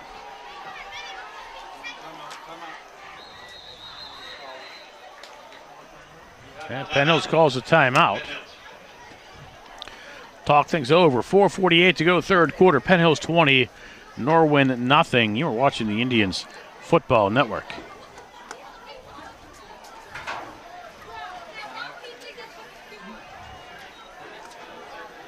Yeah, Norwin's defense has not played poorly tonight. They've only given up, the defense has only given up 13 points. And if you're joining us late, first opening score tonight, Rayon Strader of the Indians, a 28-yard interception return for a touchdown, put the Indians up 7-0.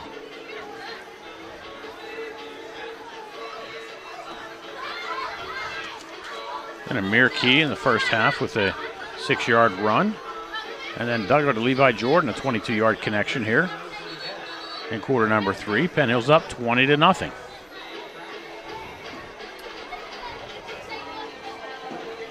And Norwin's defense has played very, very well. Here they are backed up again in the red zone with Penn Hill's looking for the knockout blow, but they stand their ground at the 15 and have forced the field goal attempt here.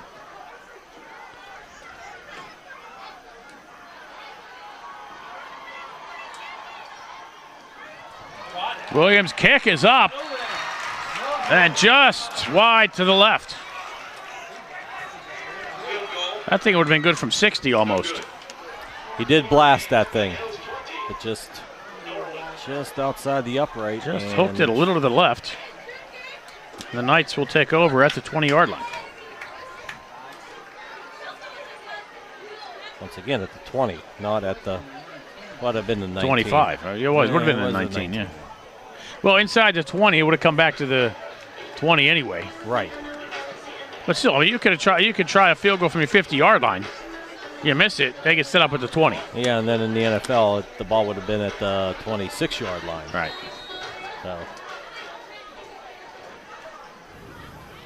now Norwin's offense has run 3 plays so far in this half. Back on the field. Tavares, play action to Weems. Under pressure, flush to the left. And is able to dive ahead for a pickup of 4.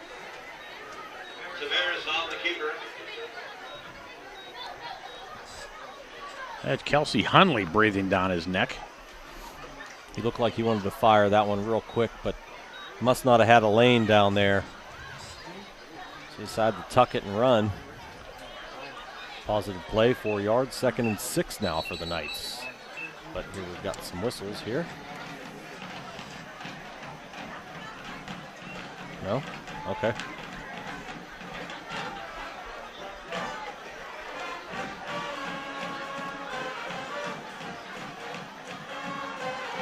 Tavares near side, pass complete, and Rayon Strader knocking the helmet off of Anthony Perillo. He's unable to hold on to it.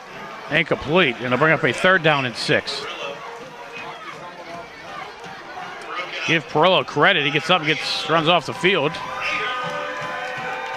Big hit by Mr. Rayon Strader on that play. Dislocated the ball and the helmet from the receiver.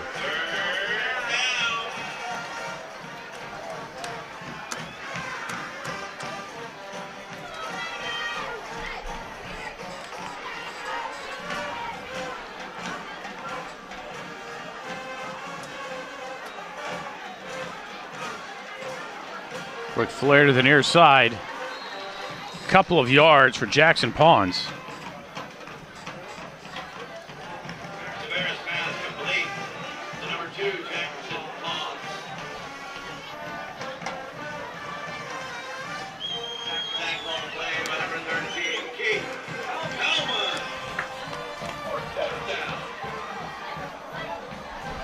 Penn Hill's certainly locked up defensively.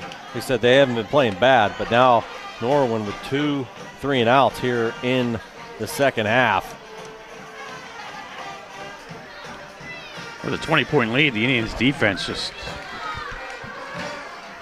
suffocating. It's under really. They've picked up another level here.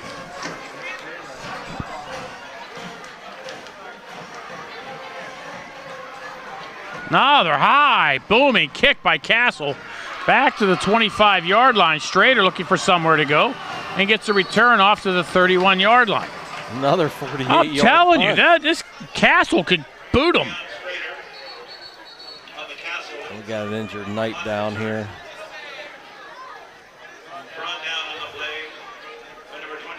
Looks like another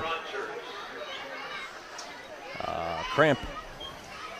It is very warm.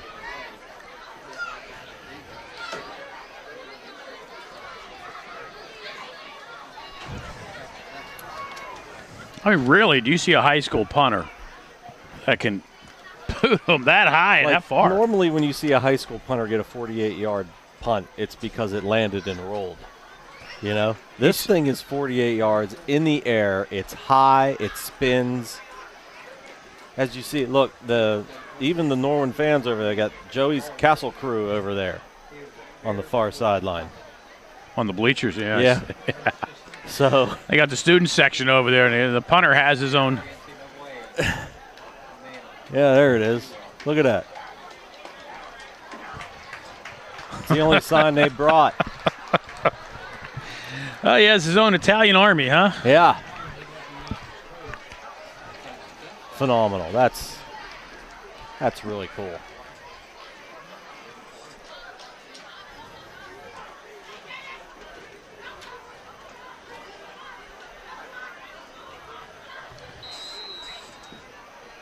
Penn Hill's third possession of the second half is going to kick off at their own 37-yard line. One touchdown, one missed field goal. Oh, snap, picked up by Duggar, handed off to Mitchell. And Mitchell gets out to the 46-yard line of Norwin. 17 yards. First down.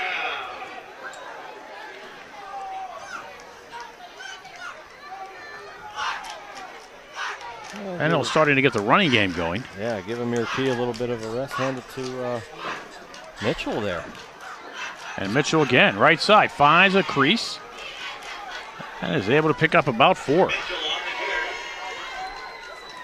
Tackle on the play by number 19. Now they're using Key as a decoy right now? It looks like it. I mean, he had a couple big runs to start this half, and then they kind of keyed in on him. Keyed on Key. Did I say that? Keyed on Key a little bit there and bottled him up. So now Mitchell able to find some room. Just a formation. Mitchell to Duggar's right. That's Key behind it. It'll be Key. Following some blockers. Nice job. I mean, did he lose? No, he did not lose the football. He was just spinning ahead. Amir Key on the carry. Tackle on the play Isaiah Francis by number 70, Isaiah with the tackle. Francis. Another 4-yard pickup, but this time by Amir Key. It'll be 3rd and 2. Looks like we got crampage again. This time Kelsey Hundley. Well, on these hot nights, it's not surprising. So in addition to what you're exerting, just the humidity is drawing liquid out of you.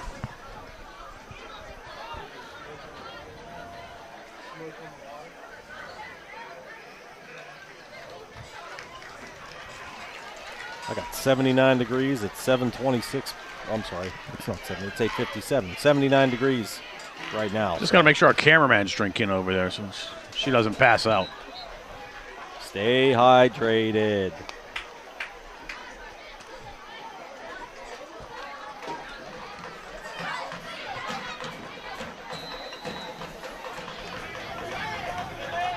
Those of you tuning in tonight, appreciate you watching.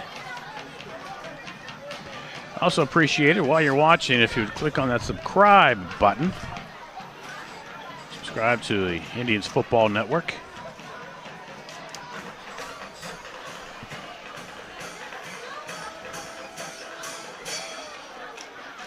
Key. Stuffed for a loss of 1.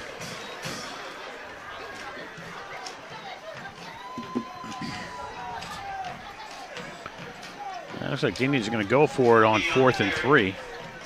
Brought down by number 70, Isaiah Francis. 4th down. There's 16 carries, 74 yards. 3 of those carries for 46 of those. So the other 13, not a lot of running room for Amir Key. Well, he kind of, he's patient. They'll stop him, and then he'll find that little crack, and he is gone.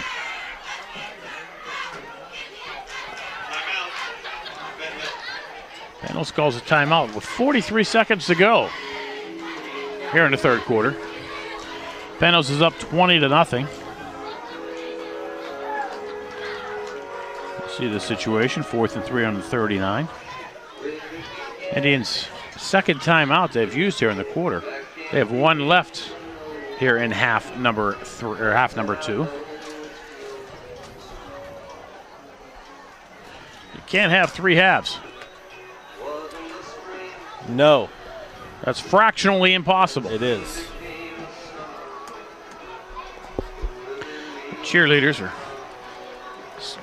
dancing along to some Neil Diamond here. And on the stadium loudspeaker. So a gorgeous night here in Penn Hills. Hope it's gorgeous wherever you are. We literally have folks tuning into these Penn Hills broadcasts from around the world.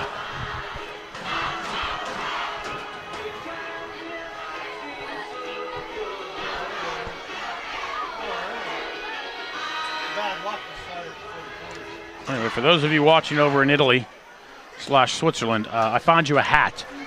I'll just have to get in touch with you. Duggar rolls this way. Looks, launches one, has a man behind the defense. Caught at the 3. Touchdown, Penn Hills. Rayon Strader, 39 yards on a 4th down. And Penn Hills extends their lead 26-0 with 34 seconds to go here in quarter number 3. Strader's 2nd touchdown of the game. First one coming on the offensive side. Boy, was he wide open. I think somebody missed an assignment there. He was open by 10 yards. He did have to wait on the ball. But it got to him, or he got to it, and just needed to get the last few yards as we have another cramp situation here directly in front of us near midfield. This time a Norwin player.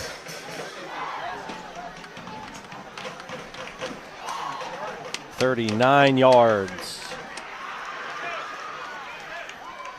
That's the thing with Duggar. You have to watch his ability to run the football.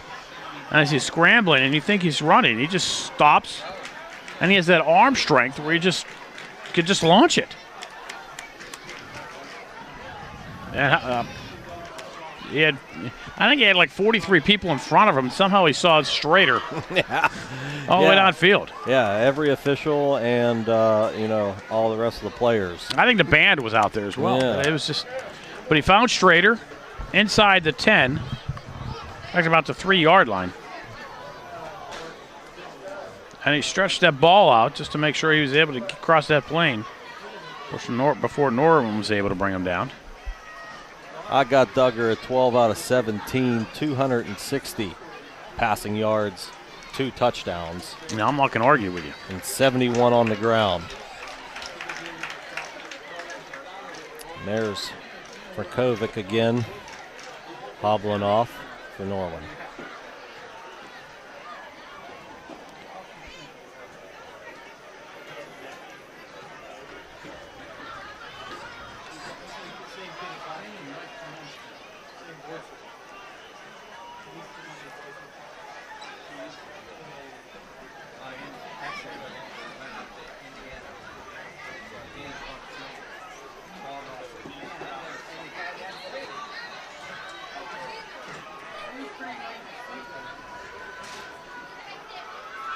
A 63-yard drive for the Indians.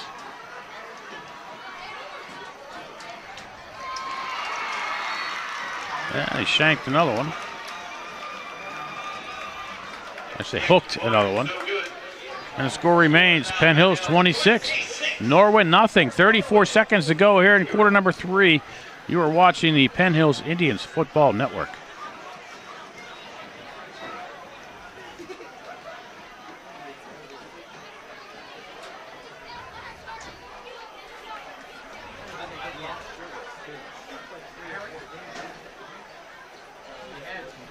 Armstrong and Aliquippa tied in the 3rd. Well, you got Aliquippa moving up. Got to give them credit. Yep. Playing up. They play up all the time. They're a 1A school playing in 4A. There's some interesting movements amongst some of the perennial powers this year. Central Valley is another one. They're playing in 4A. Bell Vernon down to 3A. Talk about a perfect storm. They avoid Aliquippa and Central Valley in 3A. Still got to worry about Avonworth and some other of the top 3A schools, but certainly interesting seeing some of these teams down in classification. Hempfield playing 5A. Well, in 4A, I mean, still the power of TJ. You got TJ. So you've got McKeesport. TJ, McKeesport, Aliquippa, Central Valley, all in 4A. Ball bounced and recovered at the 30-yard line on the kickoff. A penalty flag at the 31 on the near side. I think it's going to be a personal foul call against Norwin. Who recovered that? One Bandy had his helmet torn off. Personal foul. Well, this Norwin did get that ball back. It was close. So Norwin's going to wind up starting at their own 15-yard line.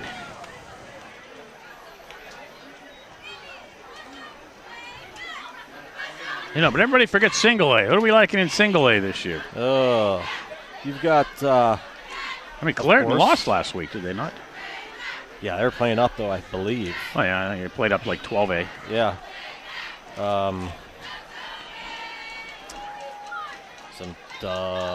Rochester, they're playing Ulsh tonight. I know that game was close.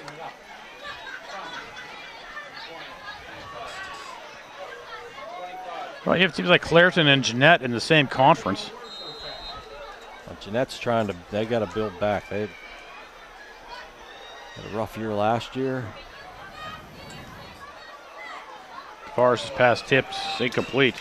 Well, then you got a nice, it's nice to see a team like Leechburg starting to do well. The team that's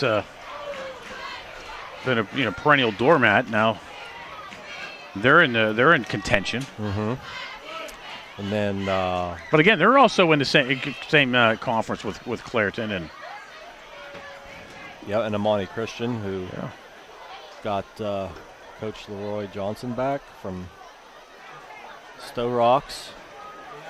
Stowe Rocks and Still Valley playing tonight. That's another slugfest. I think I saw Lars, right side, pass complete. And nothing doing there for Pons. I think I saw it at 14-12. Still Valley at the half. That was a while ago.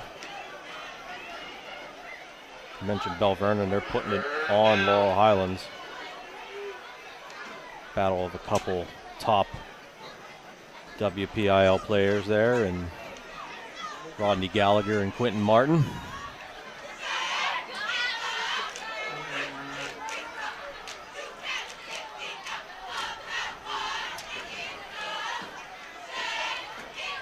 And that'll do it for quarter number 3. We're chit-chatting away here, and the quarter winds out. After 3, Penn Hills 26. Norwin nothing. You're on the Indians Football Network. Well, you know what? That gives us an opportunity to maybe check out some scores going on around the WPIL right now for those of you tuned in and listening live. West A leading South Fayette 12-7. Latrobe up 16-13 over Franklin Regional. Shannock and Laurel are tied at the end of 3. Oh, and Williams in women's volleyball, Muskingum 3, Grove City nothing. That's a final. Friday night volleyball action. The opening of the new Gladiator Stadium is not going well for South Allegheny. They trail Freeport 30-8. And Montour up 14-2 over Moon at the end of 3. McKeesport and Penn Trafford still tied at 7. Yeah, Central Valley up 37-7. Here's an updated Stowe Rocks score. Stowe Rocks 24, Still Valley 21.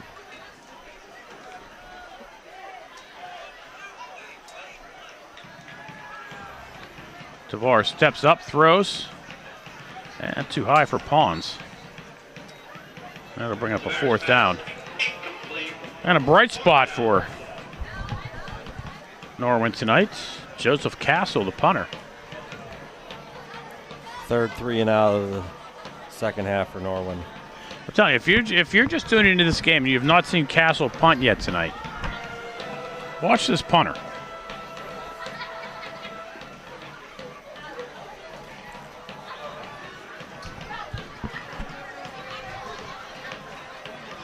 He's back inside his own 10.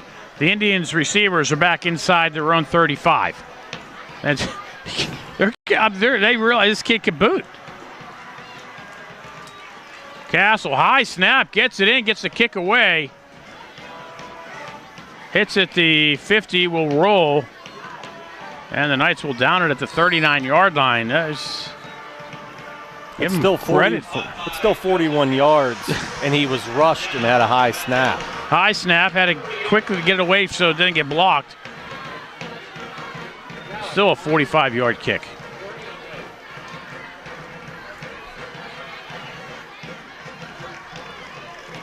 Mark him at the 40. And if you're a school out there looking for a punter, give this kid a look. Well, get some looks from some colleges. And, Bill, if you like scores, by the way. I love scores. Coming up after the game, it's the WPL Football Scoreboard Show. Don Rebel is live from the HSSN World Headquarters as he has all the scores and video recaps from Week 1 around WPL. Don't miss the WPL Football Scoreboard Show after the game on HSSN. And that is for those of you watching tonight's broadcast being carried on the Trib Live High School Sports Network. I'll be giving the video recap of this one. So after tonight's contest, make sure you switch from YouTube over to the Trib Live High School Sports Network if you're not already on the Trib Live High School Sports Network. That is power eye behind Duggar. Lines up under center. Key. Up the middle for 8. Excuse me, that's for 10. He had lost 2 on the previous play. I love power eye football. That's something you don't see every day.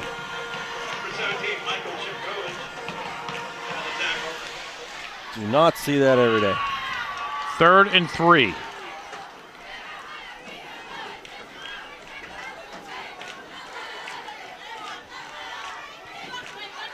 So Key picked up 11 on that last run. Key tries to get to the outside, crosses the 50. And it'll be right at the line of gain, depending on the spot, but there's a penalty flag at the 50. It's probably going to be a hold. Pointing toward the Indians here.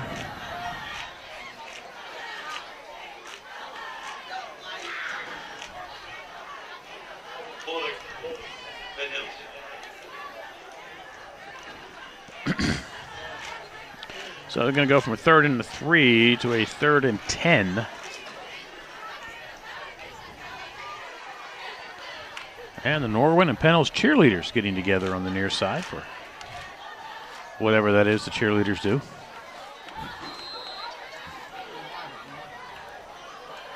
It's nice to see the sorority of cheerleaders, how they all do what they do together. Intense battle on the field, and cheerleaders bringing the fun and the spunk to the game.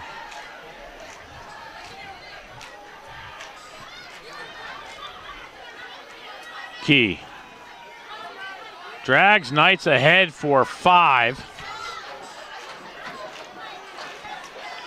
And it'll be a 4th down for the Indians.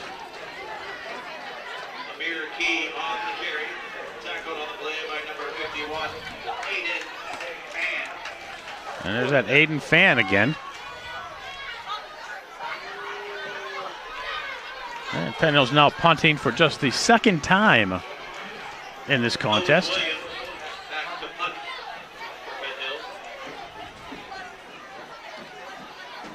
Yeah, they've had missed field goals. I think there was one possession that ended in downs. And a nice boomer by Williams. That pawns back at the 20-yard line.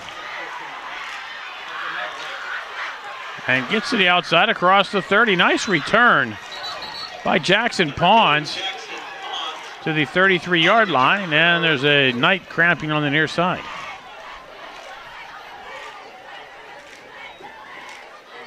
Run down on the play by number 19, Julian Lavender. Julian Lavender, the tackle for the Indians. They mark him to 33, I believe. what it looks like. 33-yard line is where the Knights will take over, trying to get their first down of the second half. We already mentioned looking ahead to next week. One more time. Norwin is going to be hosting Fox Chapel. And these Penn Hills Indians will be right back here at UOS McGinley hosting Pine Richland, who at last look was tied at 7 with McKeesport. Buffalo Park and Mount Lebanon tied at 21. With just over a minute left. McKeesport up 13-7 over Penn Trafford. Oh, there you go.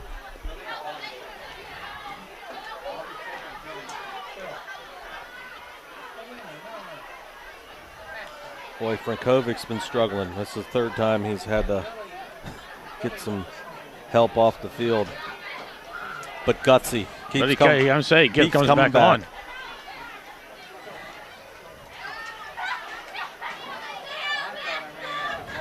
East Allegheny 31, Jeanette nothing.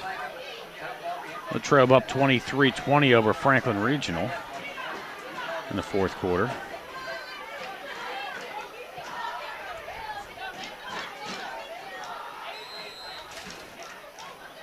Bell Vernon up 28-0 in the third.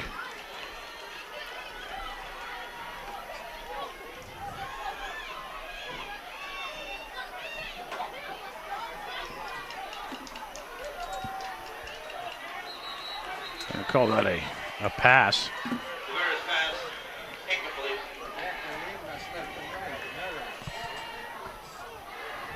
Well, as good as Tavares was earlier, he's starting to struggle a little bit.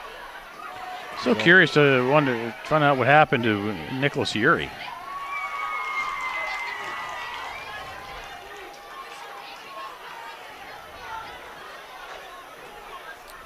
Eyes on him on the sideline over there.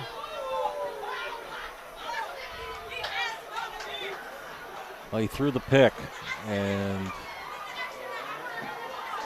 hasn't been seen in the game since. I haven't even seen him on the sideline. Tavares' pass batted down. Not sure if it was Matt. I'm getting the paw up. I'm not sure if it was Donovan Burnett or Sean Tipton. But it's incomplete. It'll be a 3rd and 10. He's only completed 2 of his last 9 passes for just 8 yards. But you know what? Tristan Tavares is just a freshman. As was Urey. They got some young play callers on this squad. Always a tough assignment to start and play big minutes. As Tavares with the low snap will launch one downfield, and the pass is caught. Oh my, coming up with it, Jackson Pawns at the 25-yard line.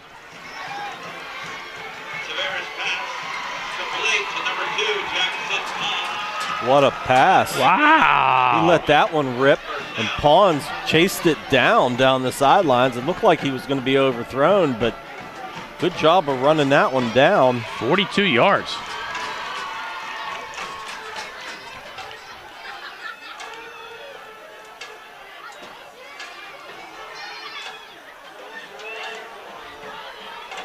Gives Pawns. Yes, we're following Weems. 59. And Tavares still had it. Not being fooled was Jameer Brown, who will sack him for a loss of 5.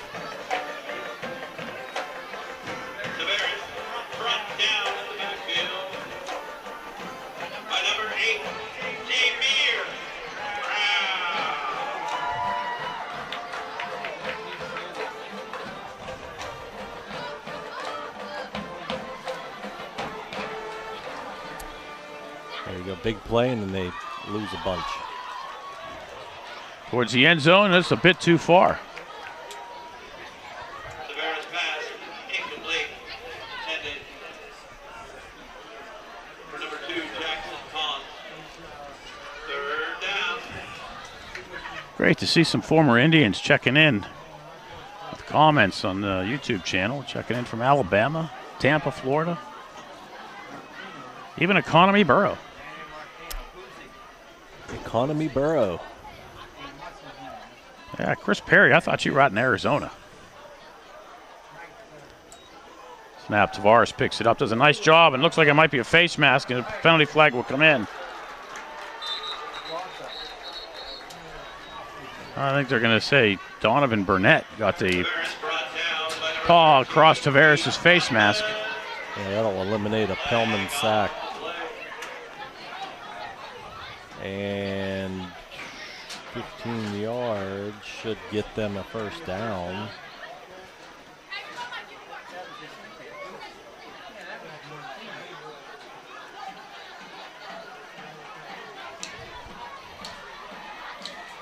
What they would go half the distance, so it would be to the 15-yard line, so this should be enough.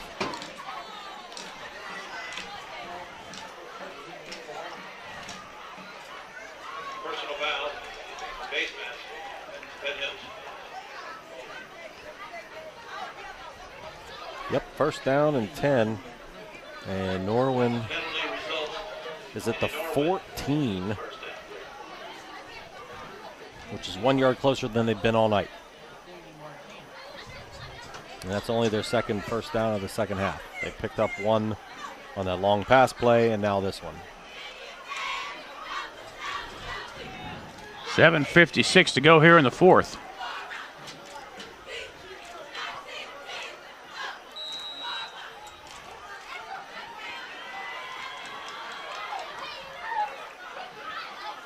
Tavares tries to connect with Anthony Perillo. Too bad he was open, too. Threw it behind him. And he probably would have walked into the end zone.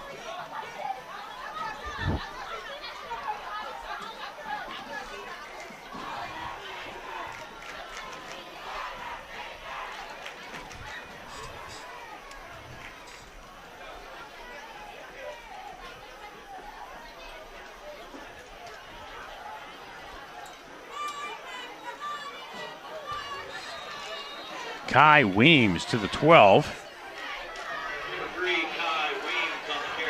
And they'll bring up a third and long for the Knights. They're thinking 6. They're not thinking 3 here. They trail by 26 with under 7.5 on a running clock here in quarter number 4.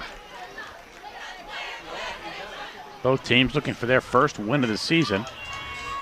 Each team 0-1.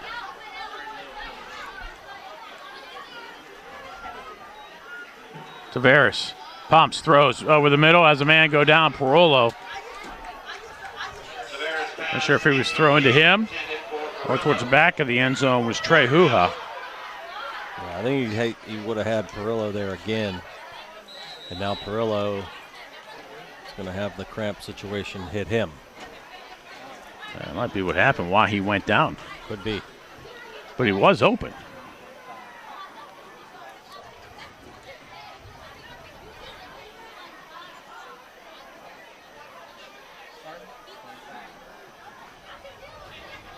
Let's see Joey Cap, the bread man, checking in.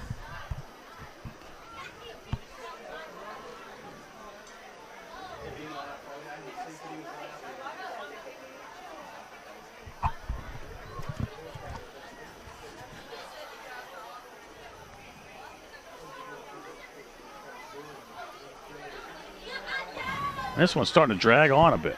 A little bit.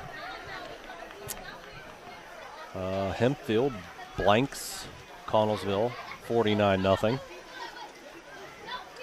Highlands does the same to Blackhawk 23-0.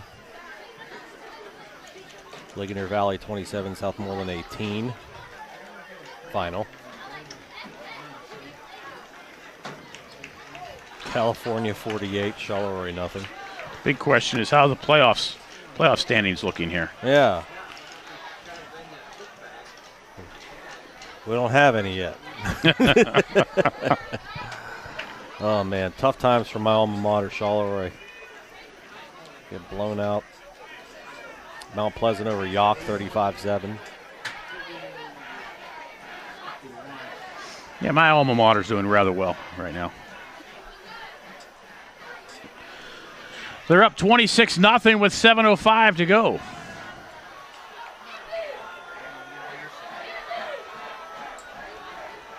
Tavares stays on his feet somehow. Penalty flags comes in, throws into the end zone, and it's picked off. Ken Eason on the interception, but I think they're going to get a break here on a face mask or perhaps a horse collar. Yeah, thrown in the same area. It might have got him again.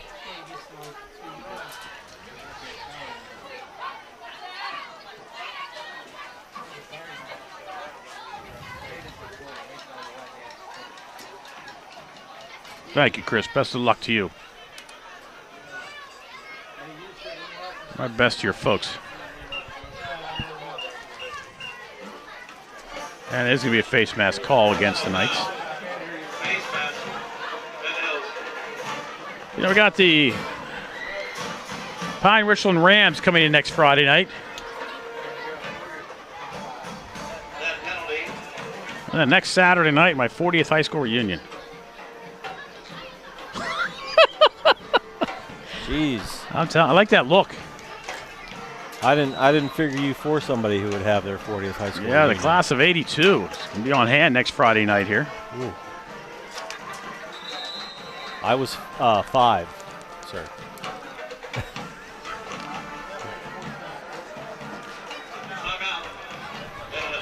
I'll tell you, you want to know how old I feel? Is that back on the 95 team, Kevin McCoy played on the 95 team. Wore number 77. Check number 77 on your roster tonight.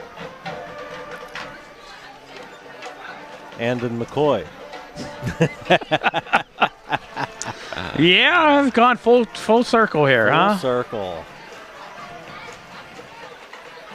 You know, a few years ago, Mike White, who was on the 95 team, he coached here. His son had played as well. So, no place I'd rather be. Well, it certainly is a great place to be here at Penn Hills. Got a very nice stadium here. Turf looks great. We had wildlife in the field next door earlier. Deer and turkey, I'm telling you. I don't think you get that, like, you know, playing downtown or.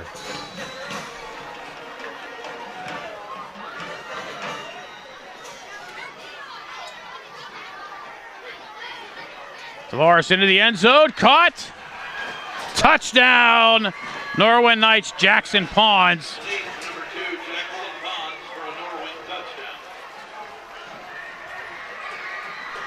Well, that's got to be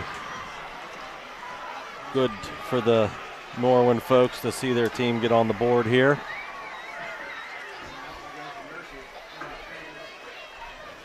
.648 to go as the freshman Tristan Tavares finds Jackson Pawns in the back of the end zone for 6.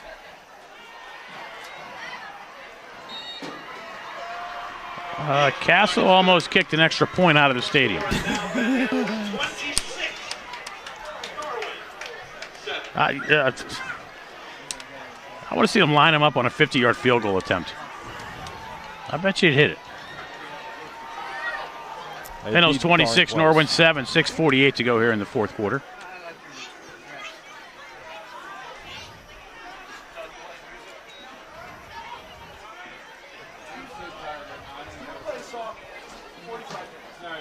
Nine of 20 for Tristan Tavares.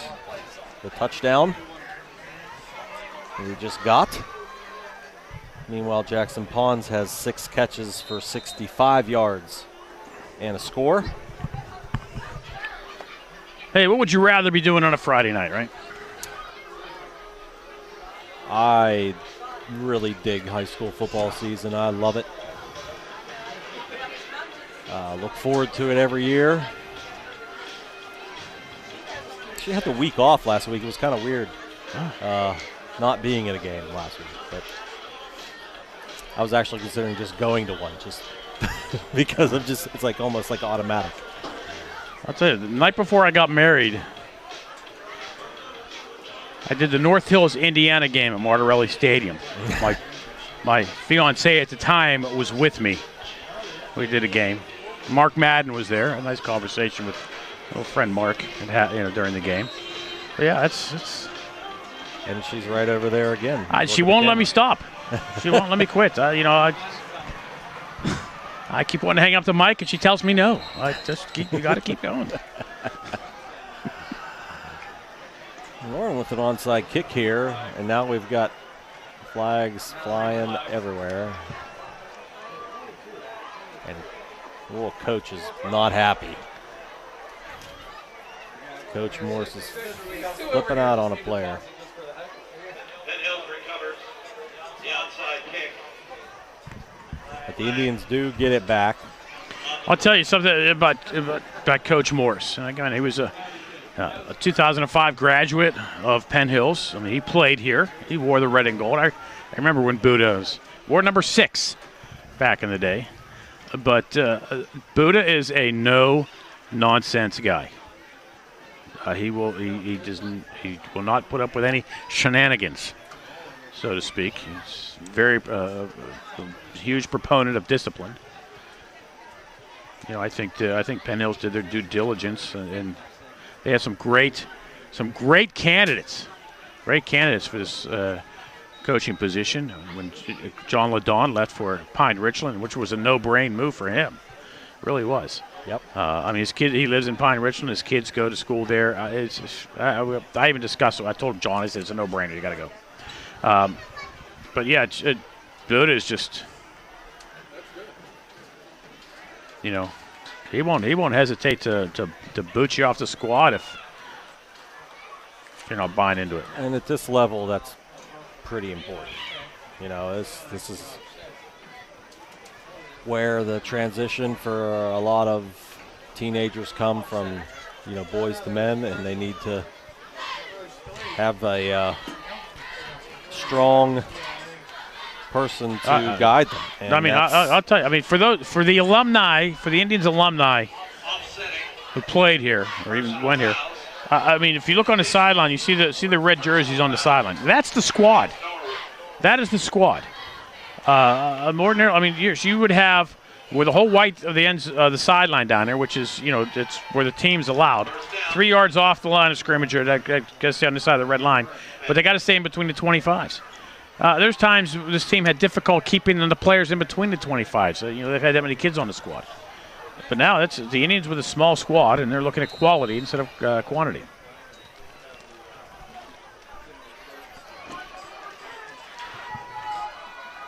And that's what gets the job done. I think Norwin calls a timeout. I think they were short a player.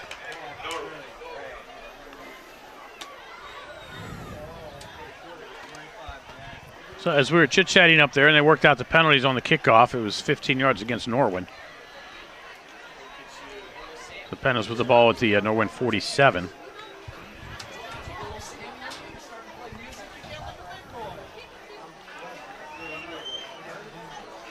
Again, Bill Navari with you, along with Dean Delamalva on the Indians Football Network and the Trib Live High School Sports Network. Again, as Dean had mentioned, after tonight's game, switch over. If you're not watching on the Trib Live High School Sports Network now, if you're watching on the YouTube side, after the game, switch over to the Trib Live High School Sports Network at triblivehssn.com for the scoreboard show with Don Rebel. Go over all the scores around the WPIAL.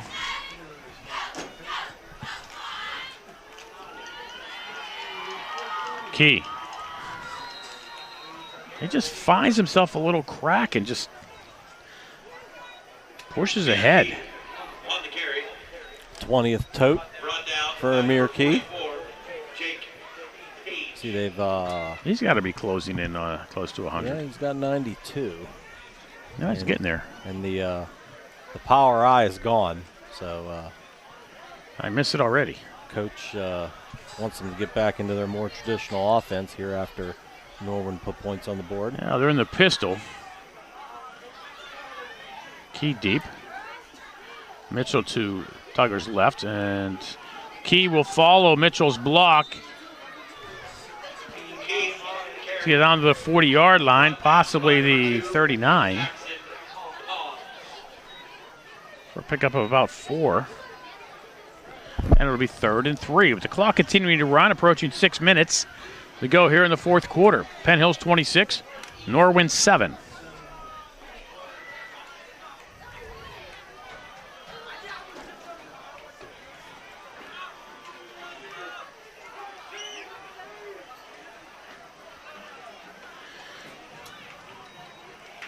Norm with a nice job to stuff Amir Key. Isaiah Francis wrapped them up. Brought down by number 55, Evan Archer. Lost one.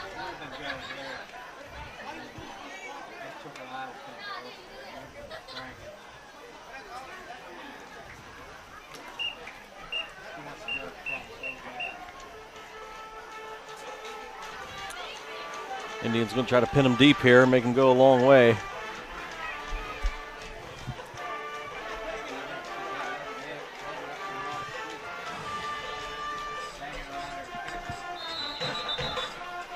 Delay a game. Flag on the field. Well, from the guy way down near the goal line, that's about what it'll be. He's the guy that keeps the play clock. Illegal procedure. Penn Hills.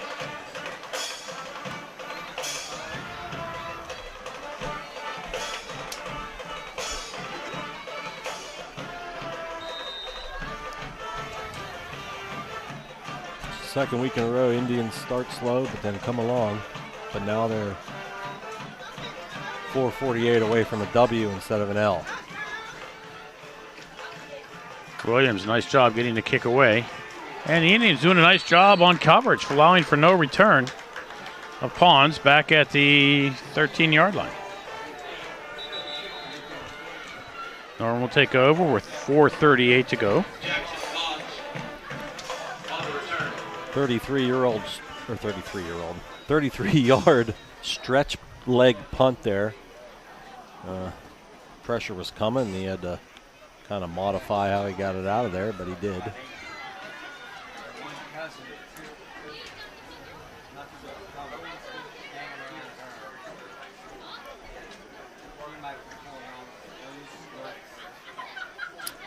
Upper St. Clair, 37-7 over North Hills. Mars, 51-7 over Newcastle.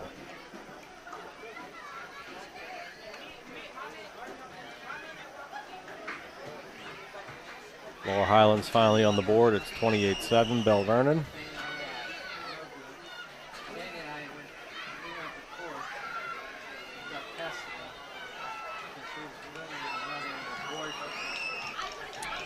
Carmichael's in Fort Cherry in a barn burner, Bill, 29-26.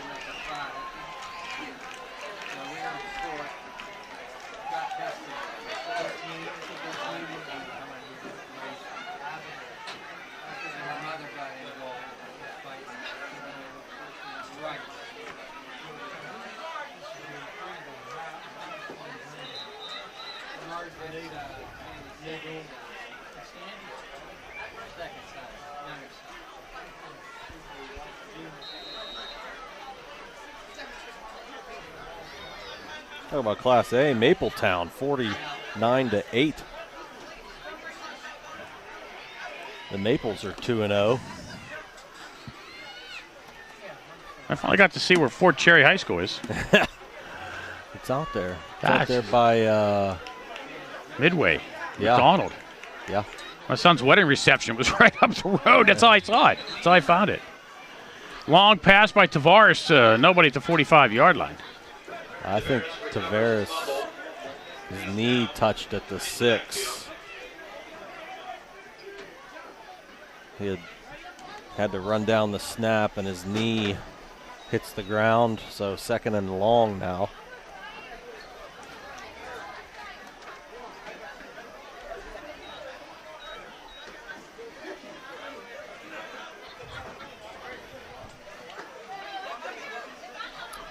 That 11-yard loss puts Norwin at negative yards rushing. Tavares from his end zone looks for somewhere to go. Flushed out of the pocket. Takes off running. Oh, and he's stuck at the 14-yard line. Not sure how they call that a penalty, but they are going to be called a personal foul.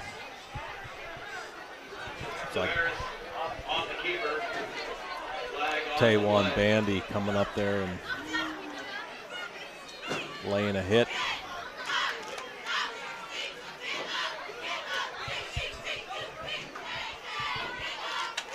Yeah, targeting.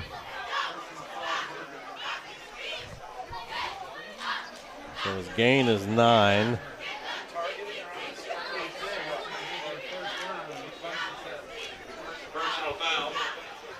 I don't know how they call that targeting.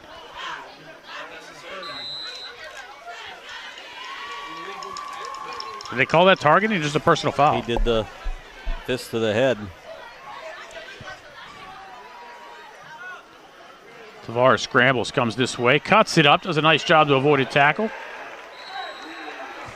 This young man is getting out on the run. And picks He's up taking 8. some pops. Again, just a freshman. Clock will run at 3:20. Brought down by number 11, Penn.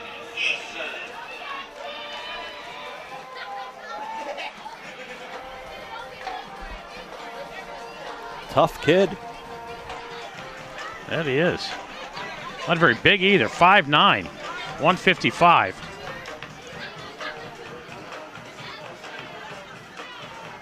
But he's big enough. Tavares looks. He's going to take off running across the near side. Out of bounds at the 44-yard line. Pickup of 6. It'll be a first down for the Knights.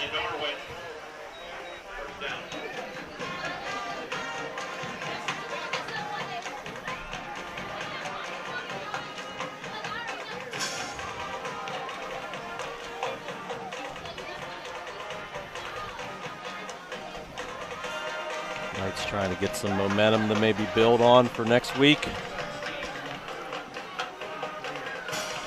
It's Fox Chapel, who's now 0-2 on the year, just like Norwin. Could be here very soon. Tavares under pressure, gets a pass away as he's hit. Jameer Brown chased him down. Bring up a second down and 10. Clock stops at 2:40.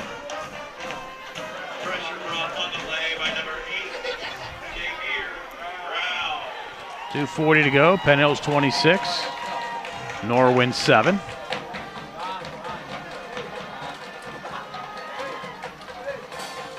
Any big plans for the rest of the holiday weekend, sir? Do we have any? No. Going out with some friends tomorrow. The wife's and daughter going to a wedding shower on Sunday, but I'll be at home with the dog. Not a bad way to spend a Sunday. I think I win on that one.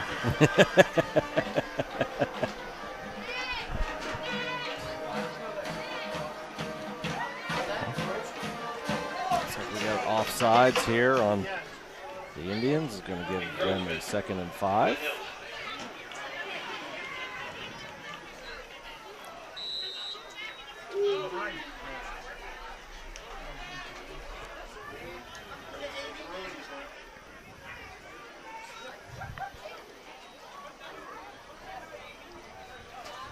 .238 to go here in the fourth. I think this fourth quarter's taking about as long as the first 3. Yeah, it's dragging pretty hard. Tavares under pressure by Brown. Loses the football and does a nice job of tucking it back in.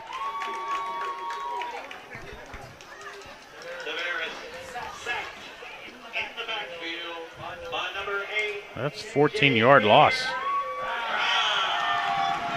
Brown really coming on here in the fourth quarter because he played well all game.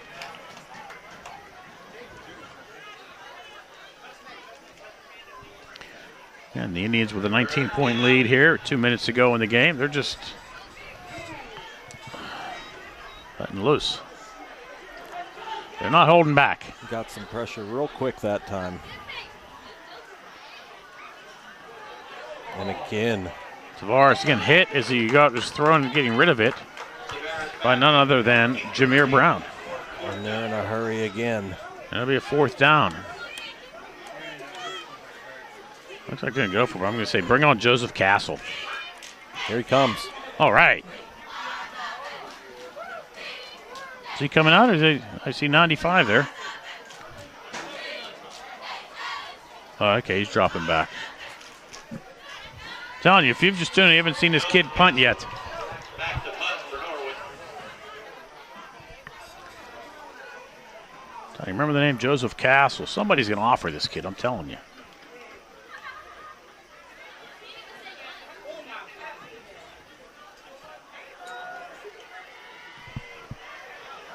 Oh, line drive, kick. Don't put the pressure on him. Yeah. Yeah, that was his worst. That one was off. Yeah, that's his that one worst off the punt foot. of the night. Still went to the 35. 29 on that punt. But he was booming them high and deep. He had, let's see here, 2 48-yard punts tonight.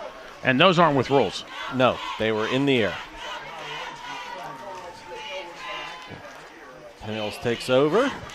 Let me tell you, it's 26-7, but Norwin really hasn't. They haven't played poorly. That's been like a meandering Penn Hills victory. Like they're just kind of. And Norwin's defense, they look like they fixed some things from last week, and they played very, very well. Aiden Pham for Norwin is just defensively, he's really played well.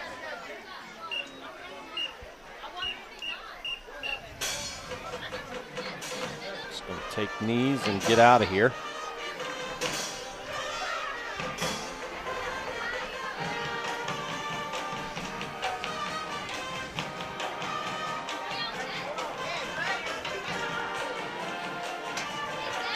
And he's watching the play clock wind down. It's at 15 with 1:04 to go. 2 more knees and we'll wind it up. In the opening score of the game, Rayon Strader returned a Norwin pass, 28 yards for a touchdown. Penn Hills was up 7-0. And in the second quarter, Amir Key, a 6-yard run. After he set himself up with a 71-yard screen and run, pass, catch, and run on the play prior. Then he's up 14-0 at the half, and they get the ball to start half number 2, and they go 80 yards. Duggar to Levi Jordan, a 22-yard catch, and he's up 20-0. And then Duggar to Strader for 29. It was 26-0 Penn Hills at the end of 3. And in quarter number 4, Tavares to Pons, a 4-yard touchdown pass. Penn Hills up 26-7 over the Knights, and that's how this one will end.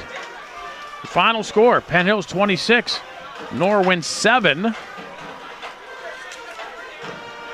Dean Delamalva, your thoughts on what we just witnessed? Penn Hills gets it done tonight. Big night for Julian Duggar. 12 of 17 with 260 yards, 2 touchdowns. One to Santana Levy Jordan, and the other to Rayon Strader. As you mentioned, the pick 6 for Rayon got Penn Hills going.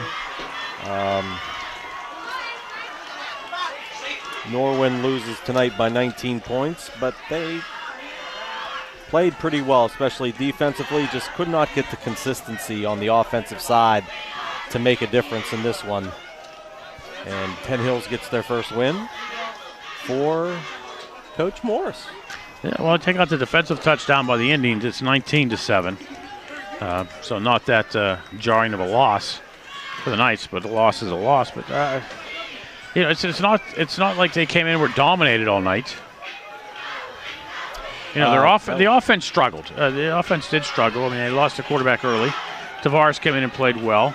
The Indians' defense seemed to have played better. Penn Hills' offense had some moments of clarity and some moments of not looking too well, but they got the job done, was able to get in the end zone 3 times. And your final score 26-7. The Indians 1-1. The Knights 0-2. The Knights will be home next Friday night to take on the Fox Chapel Foxes. Penn Hills Indians will be home right here again at Uhas McGinley Stadium. The Pine Richland Rams will be coming to town. John Ladon returning to Penn Hills for the first time since taking over the helm of the Rams. And that'll be next Friday night right here. Hopefully you'll be back. I'd love to be back. Well, we Always treat you love well coming- here. Always love coming to Penn Hills, and working beside you is a pleasure, sir. Well, I was going to make one of the comments that just came up on our comment section here on YouTube is that Mrs. Navari is the first lady of Penn Hills football. Am I lying, Dean? No, it says it right there. Right there. There you go. And that's straight from the bread man himself. Joey Cap. Respect. That's right. You know, we have to throw credit to the missus because she does set us up here. She takes care. She feeds us, takes care of us, cleans up after us. And runs the camera. I'm telling you, can't do it without her. Again, the final score from Uhas McGinley Stadium: the Penn Hills Indians defeat the Norwin Knights by a score of 26-7. For my broadcast partner Dean Delamalva, I'm Bill Navari. Thank you for watching the Penn Hills Indians Football Network.